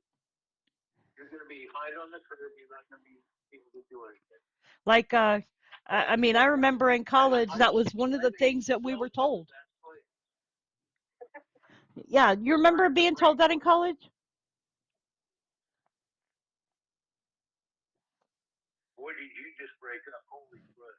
Do you remember being told in college that you needed to continue studying even after you finished college because they would everything that you learn now in the next 10 years will be different? Yeah, Yeah. it's true. It's the gosh honest truth. Yeah, it I've is. seen it happen. It's like you look at a pencil and then a few years later it becomes a different type of pencil. And the It's laws are wild. changing. Oh gosh, I've seen this happen so many Well, times. I went to college and I took two different courses. I did latent evidence and then studied um, to get my other degree.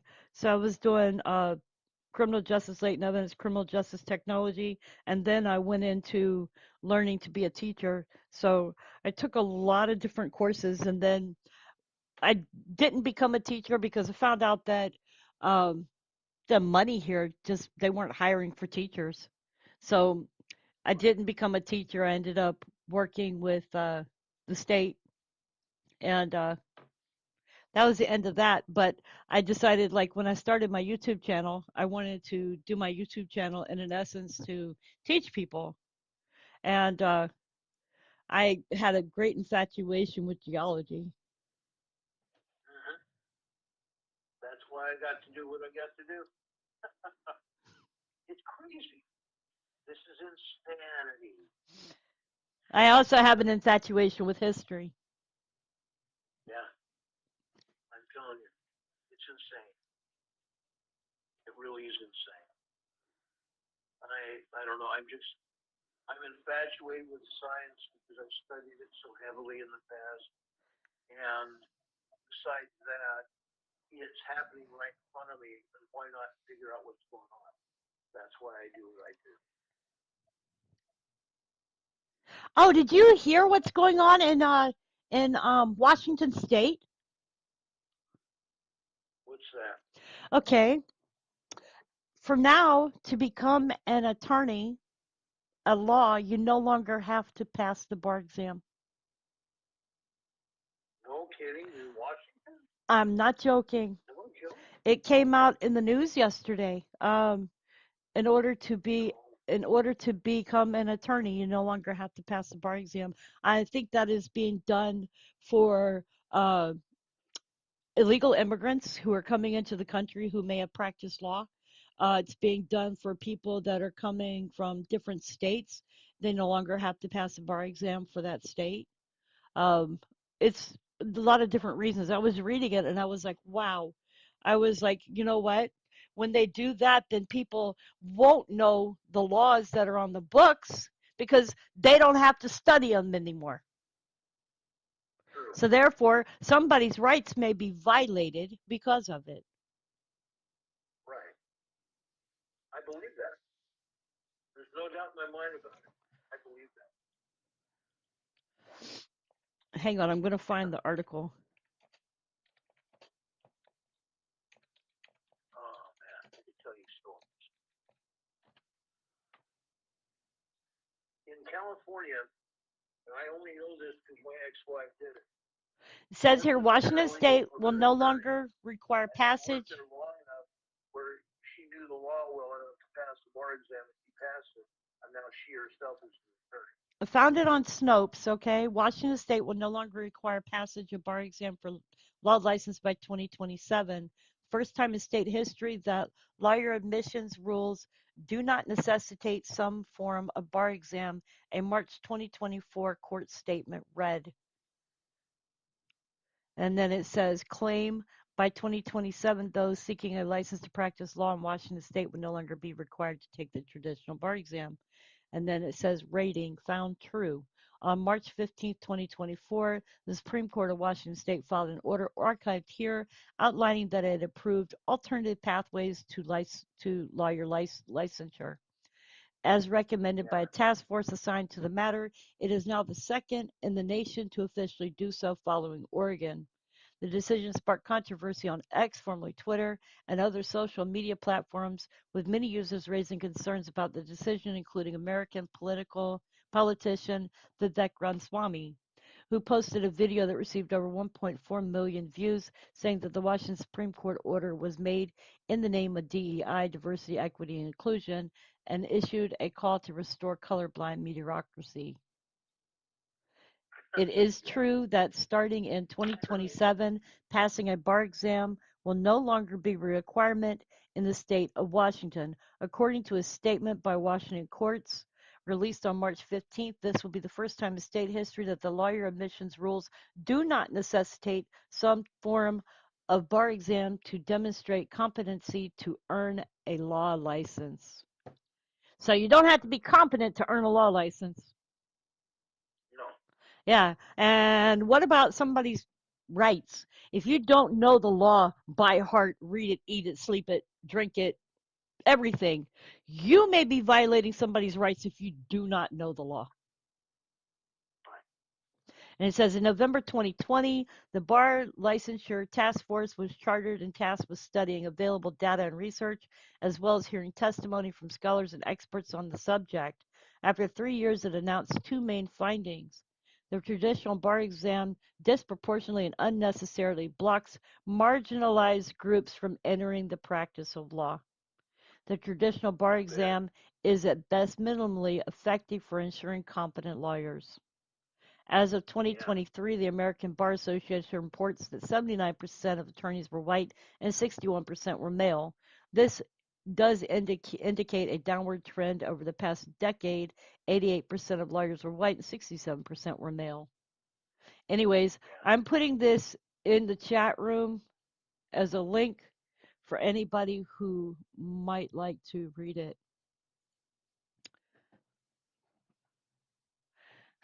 George, okay. Oh, try having a judge say, pass out the pencil and paper because we're going to have a pop quiz. I'm waiting for that to happen. Oh, I'm waiting for that to happen. that would be funny. Judges will do that. Yep. Well, Ron, I've enjoyed talking to you. I appreciate you having been on my channel. Really fun. Yes. Interesting news day. Yes. It's going to get even more interesting for the end of the day. Okay, barges. Everybody put on your thinking caps and maybe even wear your hard hat because we're going to get into some hard stuff. Okay, so an update here. 27 minutes ago, 4 dead and 7 are wounded in an Illinois stabbing rampage. So that's sad news. The Associated Press is reporting that barges are bringing cranes to Baltimore to help remove bridge wreckage. Yeah, so that he has the other people at the bottom of the bottom of Baltimore Harbor. Hey, Ron, did you ever watch that movie, Leave the World Behind? Yes, a long time ago. Okay, I watched that movie, and I'm going to tell you what, the ship hitting the bridge had an eerily reminiscent feeling of that movie. Yeah. Yeah. Not saying that that's what's going to happen, but it was what? Within a day or two, what was it? The United States was hit with an EMP. Yeah, probably. So, I I just watch that. And Russia's blaming the United States for what happened over there and said that they were going to get even with NATO. And the United States sent United States sent bomber planes towards Russia, and Russia escorted them out. And yeah, there's a whole lot going on in this world right now. Yeah, look out. People need to be prayed up and ready. Yeah. Hi, Bella. How are you doing? I see you in the chat room. Welcome. Hey, Bella. Welcome. So, anybody have any questions for Ron while he's live? Welcome to Bella and Rebecca came back together again. Yay! Just like Oh, just we like never all of split us up. are. That woman will always be my best friend. Yeah, she's a good lady. Well, she cracks me up, Yeah. so. Bella is a good lady. You introduced me to Bella a lot of years ago, and I have grown to love her as much as anybody too. Bella is awesome people. Yes, she is. Anybody I'm got glad to any have you guys as questions? friends. Anybody have any questions? Write them in chat, and I will read them out. And Ron and I will try to answer them. Yep, true story. Okay. Those of Bella you Virgo that says, are here in the chat that have not heard what's going on in Baltimore, let me give you an update on the Baltimore Francis Scott Key Bridge collapse. okay, 2 bodies were found yesterday during a recovery mission from the missing workers. There was a total of 6 people that are missing now. 4 people are missing. Bodies of 2 men were pulled from the Patapat,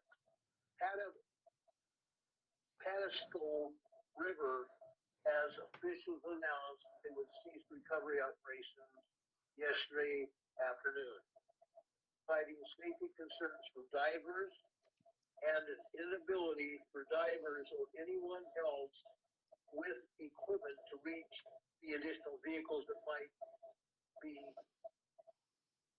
having people trapped in the vehicles within the structure of the bridge, meaning the construction vehicles on the bridge had people in them.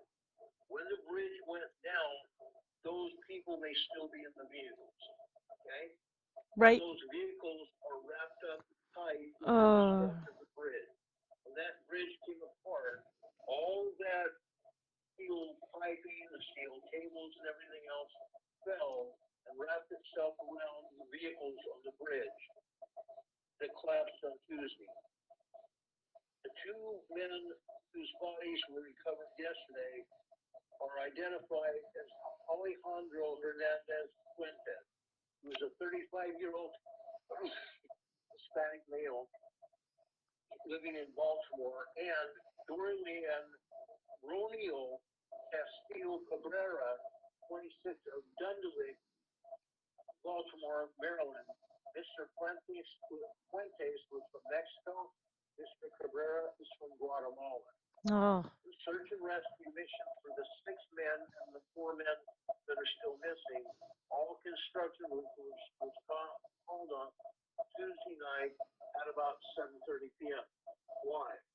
Because when that bridge collapsed, it was 1:30 in the morning. Search and rescue crews worked throughout the day into the night. 16 total hours divers were in the water trying to find people that were possibly still alive. The water was 40 degrees. No one can survive more than 2 hours in waters of that temperature. So yesterday or Tuesday night at 7:30 p.m., they called off the search or called off the rescue mission, and now it's the search and rescue mission. Okay, it's not a recovery mission; it's a search and rescue mission at this point in time. Now, Coast Guard Rear Coast Guard Rear Admiral Shannon Gilreath said there was no hope of finding them alive due to the frigid water and the length of time since the accident. It switched to a recovery effort Wednesday morning. Officials have said the timeline regarding when the bridge might be reopened and citing fears over the economic and trade disruption caused by the tragedy. Now, we don't have a time limit, okay? There is no time limit to recover the bridge. Why? Because it's probably going to take up to 5 years to repair the bridge, okay? right. That's going to mean at least for 6 months to a year before they get all the wreckage of the bridge out of the water of the river so they can pass barge and freight traffic. No one will be able to cross that bridge because there's no bridge. The bridge was being used for hazardous materials, meaning gas, oil, acid, all kinds of things going over that bridge. In order to go over the bridge with those hazardous materials, the companies had to obtain permits to go over the bridge. Now, all of that stuff has to pass in a tunnel underneath the water. All that stuff has to be permitted, and they have to put those at time at night for that material to cross through that tunnel. And while they're putting that hazardous materials through the tunnel, no one else will be allowed in that tunnel at all. That way, if somebody puts something in that tunnel that shouldn't be there, and goes boom in the night, no other people will be killed except for those people who were transporting it. Right. Okay? So that's something that everybody needs to know. Okay, Bella Virgo has some questions for you. Trucking and motor vehicles linking Washington, Baltimore, Philadelphia, and New York. Port of Baltimore provides around 8,000 jobs for area residents. That's now been updated to 14,000 jobs for the area residents around Baltimore. The key points of this whole thing. Maryland police, the state police, have suspended recovery efforts citing dangerous conditions in the water. Okay? 2 bodies have been found and identified. Right. They're searching for 4 more missing workers in the water. Now, the other day after the bridge collapsed, in the morning the next day, I posted a video on my channel with my narration showing the bridge collapse and how it collapsed. If you haven't seen the bridge collapse yet, go over to the Emergency Management Associates channel and look on Wednesday morning. And I put a video out. It was Tuesday morning. I put a video out showing exactly what happened, minute by minute, second by second. Okay? So a lot of people on social media, all over YouTube and Rumble and everything else, saying there were bombs on the bridge or TNT that was detonated on the bridge causing the bridge collapse. That was false. That was absolutely false. The only thing that causes that bridge to collapse was the boat, the ship, the container ship. It was a huge container ship. The only thing that caused that bridge to collapse was hitting a key bridge pier. And I honestly believe now, and the government is going to disagree with me, I know that. I'm now going to make a statement on this channel. You're going to hear it here first. Didn't even put this on my own channel yesterday or the day before. I'm going to put it on today. You guys are going to hear it first before anybody else. That ship was not in the center of the waterway. Even from the time that ship left the pier, Baltimore, where it had been tied up, it was never in the center of the waterway where it should have been. That ship collided with the bridge pier. It collided with the key pylon, the bridge pier. It collided with that pylon that was key to bringing down that bridge. Okay? It wasn't necessarily the pilot of the boat, the captain of the ship. There was a person from the Baltimore harbor that was in charge of that boat at the time. It was a harbor pilot. He had multiple years of experience on bringing ships and boats from out at sea into Baltimore and from Baltimore out to the sea. He was experienced. He was in charge of the ship at the time of the collision with the pier.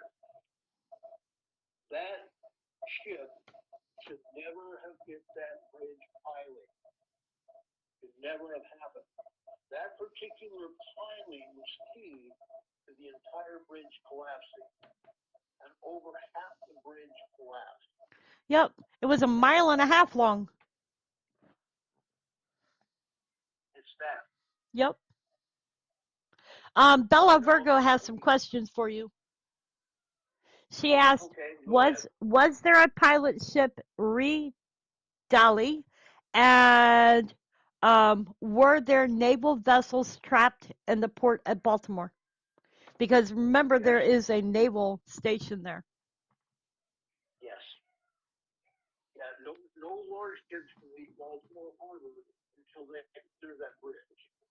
That's a So safety any issue. ships, container ships, or any other kind of ship are going to remain in Baltimore Harbor until they clear that bridge. Yep, I was wondering about that because now the Navy is stuck in there because the bridge can't be gone through. Right. Now there are Coast Guard vessels that may not have deep holes. Right. There are Coast Guard vessels that may not have deep holes. If that is the case, those Coast Guard vessels may be able to squeak underneath the remaining part of the bridge. I'm not saying that's the case. I don't know how deep the holes are or the keels are on those Coast Guard vessels. Actually, those big ships are pretty deep. Naval vessels or other ships, they're not going to get out of Baltimore Harbor for some. Right. It's not going to happen. Okay, Ron. Well, I have enjoyed having you on my show today. I hope that It's been a you will pleasure. come back on again. Let's do that. And thank you for being here. You're I welcome. enjoy your information. I studied this. My dad was in the Navy. All right, Ron. We will talk at you later. All right, be safe, everybody. Much love. Have fun. Let's I'll talk to see you you too. tonight at 6 o'clock. All right, you guys heard that. 6 o'clock tonight, Ron will be live on his channel, and he will be updating everything to include the Boston Harbor. Anyways, you Yep. guys, thanks, Ron, and I appreciate it. Thank you. Have a good night, everybody. Good day. Good night. Stay time. Have a good day, guys. Much love. Well, it might be Be night safe. around the world somewhere. Yeah. I mean, it's 12 here, so, Take care. on the other side of the world, it's Exactly. nighttime. And it could be morning somewhere else. It could be. It's 5 o'clock somewhere. Yes, it is. Time to get my room ready. It's lunchtime here. I'm thinking food. There you go. Take care, Becky. Be safe. All right. Thanks, Ron. See you soon. All right. Bye. Bye. All right, you guys. That was Ron. He is always on target and always knows what he's talking about. And I really appreciate him having come on our channel today and spending the last hour talking with us about what's going on in the world, earthquakes, volcanoes, news, information. He is an awesome resource, and you can find his channel. I put the link in the channel for you guys right above the last comment by Bella Virgo. Yes, Bella, the U.S. Navy being unable to get out of Baltimore Harbor is a security risk, and I agree with that. However, I am pretty sure that the United States has plenty of other naval ships that they have sent in that area to keep things safe. Um, Anybody else have any more questions? I am getting ready to close off for today. I appreciate y'all having been here. I enjoy talking to each and every one of you. I enjoy especially having Ron on as a co-anchor, co-sponsor here. You're welcome, Ron. I enjoy you being here on anytime. I will figure out how to do a Zoom link or something else so that when you're talking, it's much louder than my cell phone. I I have to figure that out because I end up pulling the phone up the whole time to my microphone and my arm gets tired. So we will definitely figure that out. Um, Bella, I appreciate you being here today. George, I appreciate you being here today. Um, You guys, we have awesome mods, admins, great people that come over to this channel. I'm going to leave this live for a little bit longer. I have to eat something. I am starving. I'm trying to figure out exactly what I want to eat for lunch, and I'm thinking chicken nuggets. Again. Um, anyways, you guys, I will be back in a few minutes. Much love.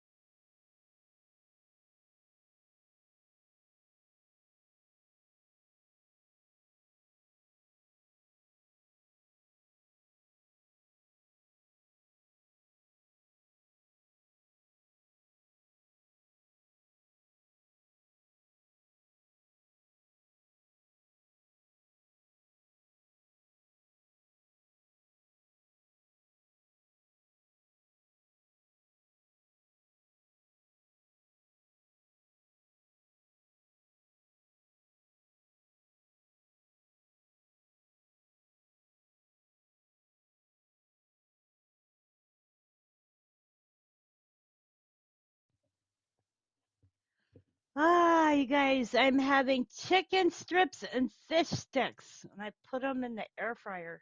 So yummy. So, anything interesting going on in the world right now? Let me look. There's always something going on in the world, you know?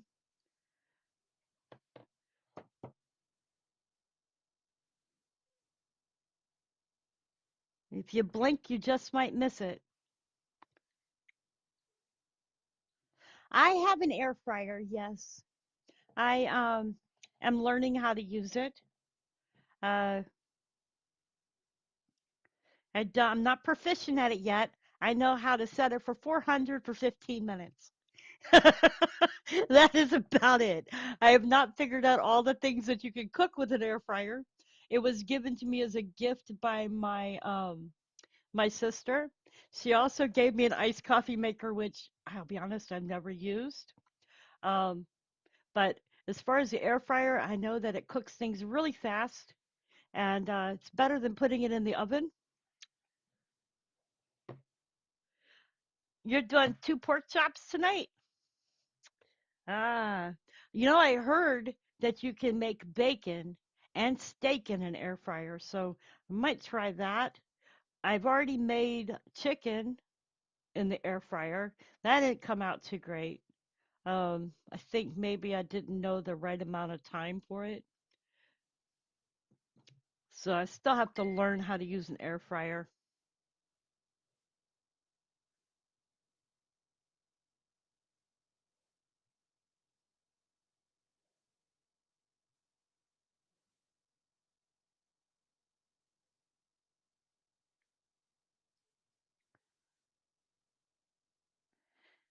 Let's see here. I found a little article on eggs. It says, are eggs bad for cholesterol? New study reveals how many you could eat. Do not be afraid of eggs, a cardiologist advises. The old advice was wrong. After years of doctors warning patients to avoid eggs for fear of raising their cholesterol, more and more research is disproving that notion. People who ate 12 fortified eggs per week had cholesterol levels similar to those who followed a non-egg diet. A study to be presented on April 6th, sorry, I don't know why I read 16th, at the American College of Cardiology annual scientific session has found. The trial involved 140 people, hang on, with heart disease or at high risk for it, who were randomly assigned to eat either a dozen or more eggs a week or consume less than two. When they were followed for 4 months, researchers didn't see any adverse effects on cardiovascular health in the people who ate eggs every day, and even noticed signals of potential benefits compared to egg abstainers. The consumption of 12 fortified eggs per week did not negatively impact their cholesterol. Well, that's good because I enjoy and love cholesterol. I mean, enjoy eggs, not cholesterol. Yuck. Uh, I got told I had high cholesterol, and so they put me on this medicine, which I have actually stopped taking because it has done nothing but have adverse effects. So I stopped taking that, but I enjoy eggs. I'll eat two eggs in the morning with bacon and toast, or eat eggs and bacon and different things in the morning. But the point is I like having my eggs each day. Are eggs bad for your cholesterol? Eggs are not the villain. Eggs are the healthy source of protein and nutrients, and you can enjoy them in moderation. O'Keefe, director of preventive cardiology at St. Luke's Mid America Health Institute in Kansas City, Missouri, tells the news. In science, we're proud to change our minds. There are interesting, powerful new studies. The old advice was wrong, and we're not embarrassed about it. It was based on inadequate information. An egg per day is not associated with cardiovascular disease risk, a 2020 review and meta-analysis found. Eating eggs was actually associated with lower risk of having a heart attack. Wow. An important consideration might be what you're eating with your eggs, like bacon or sausage, which are among the top foods cardiologists say to avoid. Oh, I enjoy eggs and bacon, and you know what? I did that meat diet for a while, and I lost 30 pounds. I felt great, but I was eating only meats, eggs, and proteins, and yeah, was sleeping great at night too. That was one of the things that helped me to become no longer pre-diabetic. So doing that diet was an awesome way. It's called the Lion's Diet, but I wouldn't suggest staying on it forever.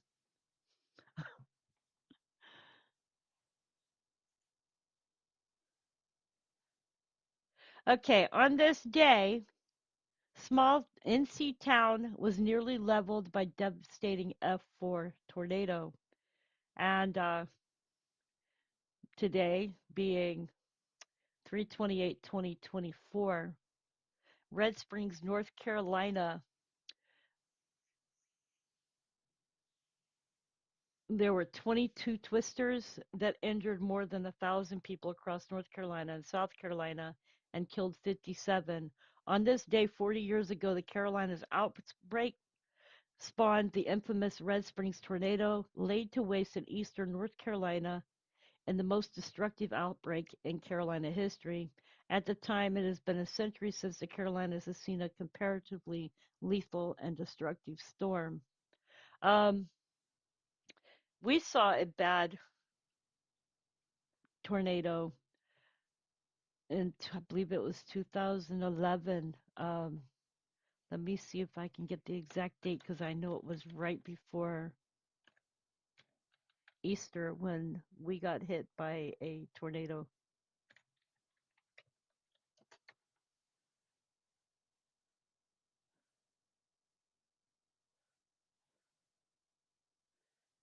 It's been 10 years since then.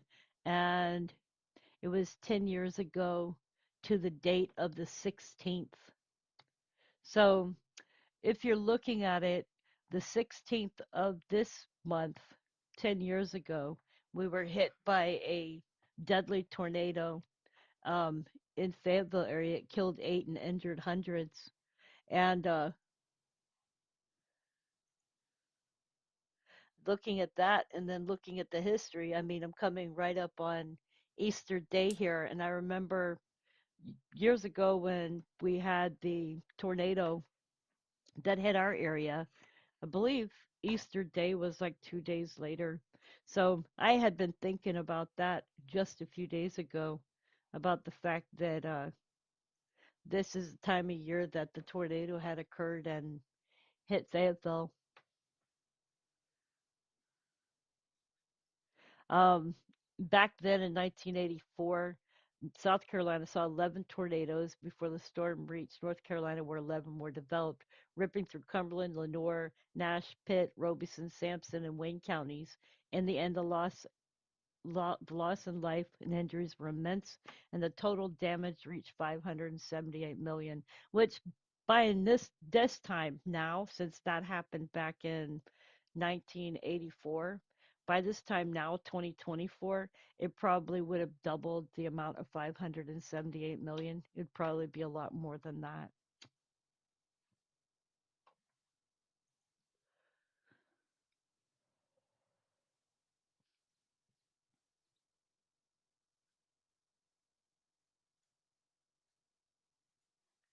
So if you want to read about that, let me give you a link for it, and you can read on this article.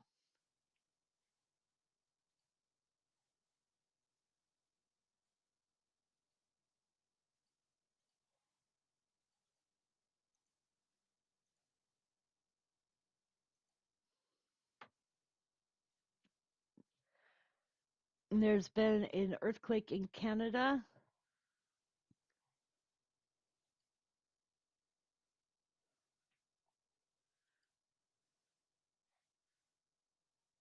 The worst part is EMSC and USGS are not showing it.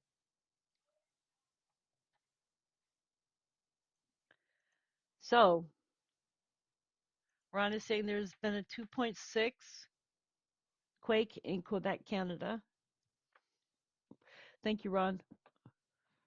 38 earthquakes in South America so far today. I believe it. Lanyard, Connecticut, 1.8. Okay, you guys, let me go grab my dinner out of the air fryer. I'll be back in a few minutes.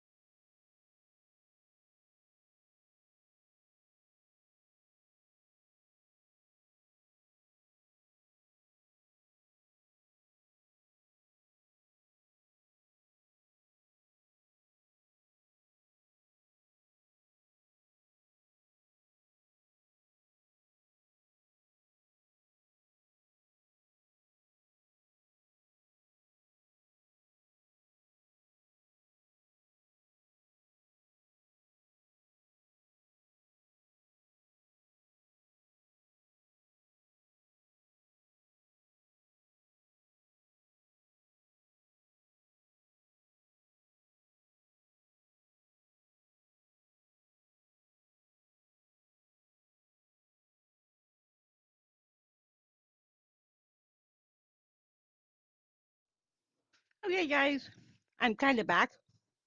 Um, I appreciate y'all having been here today. I appreciate y'all being a part of my channel.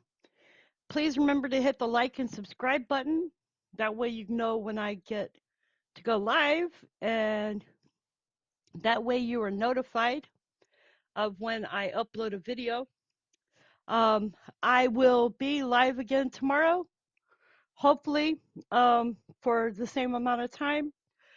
Depends on what time tomorrow, though. I am hoping that it will be in the morning, but it may be in the afternoon tomorrow.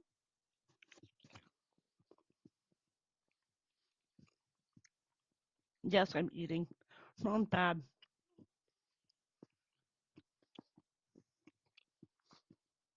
George, I will keep you in thought and prayer that everything will turn out safely.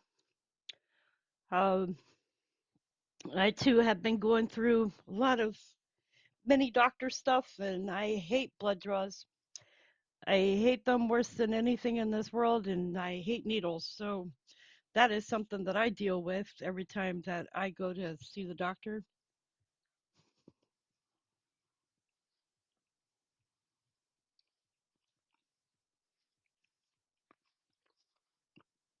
Anybody ever bought the real chicken? I bought some grass-fed chicken. Um, just thought I'd try it out, but doesn't taste as good as I thought it would.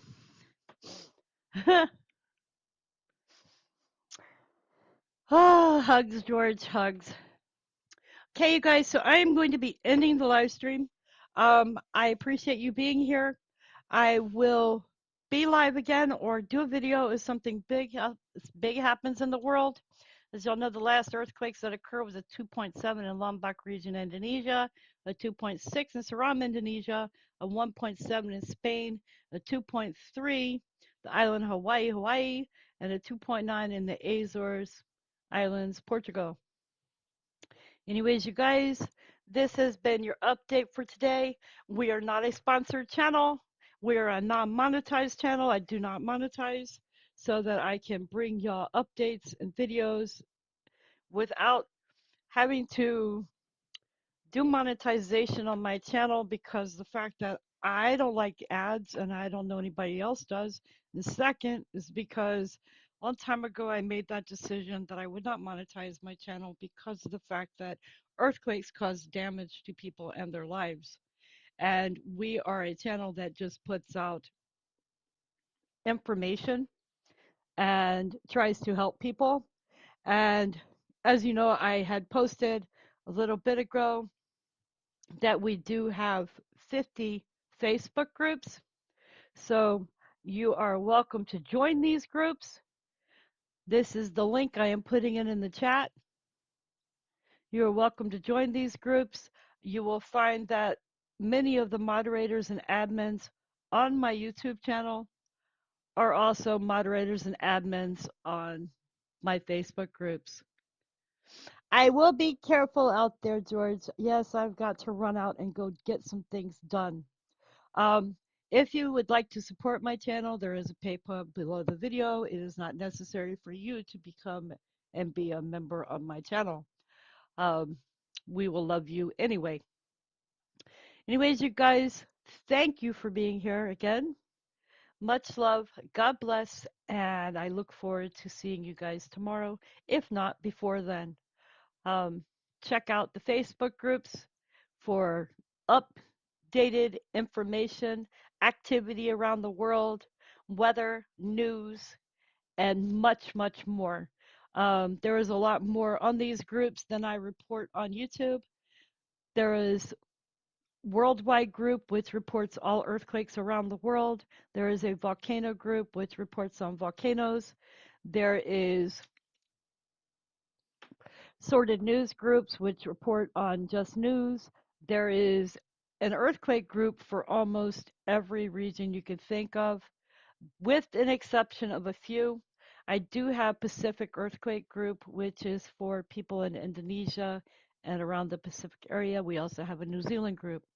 Um, Indonesia, the people in Indonesia, uh, they have a harder time talking about earthquakes in their areas, and therefore, anybody that wants to forecast earthquakes, I tend to not allow that on that group. That way, the people there themselves do not get in trouble. The earthquake group is just for information purposes only. All right, you guys, I am off.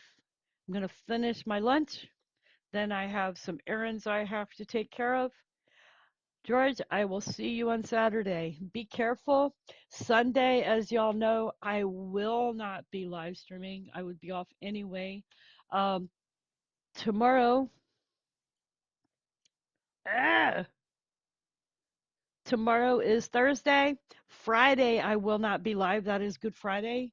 So I will not be live on Friday unless something majorly big happens in the world. Um, For those who are watching after this live stream is over, you can find the links underneath the video for the 50 Facebook groups. That will also give you a link to my coffee site. I post videos there as well and updates and much more. Also, you can find a link to MeWe, to my Twitter. You can find one to the Facebook group for this YouTube channel. You can find a link to Discord and a link to Instagram. You'll also find our mailing address. Anyways, you guys, I'm off. Got things to get done. Much love. God bless, and I will see y'all later. Peace out.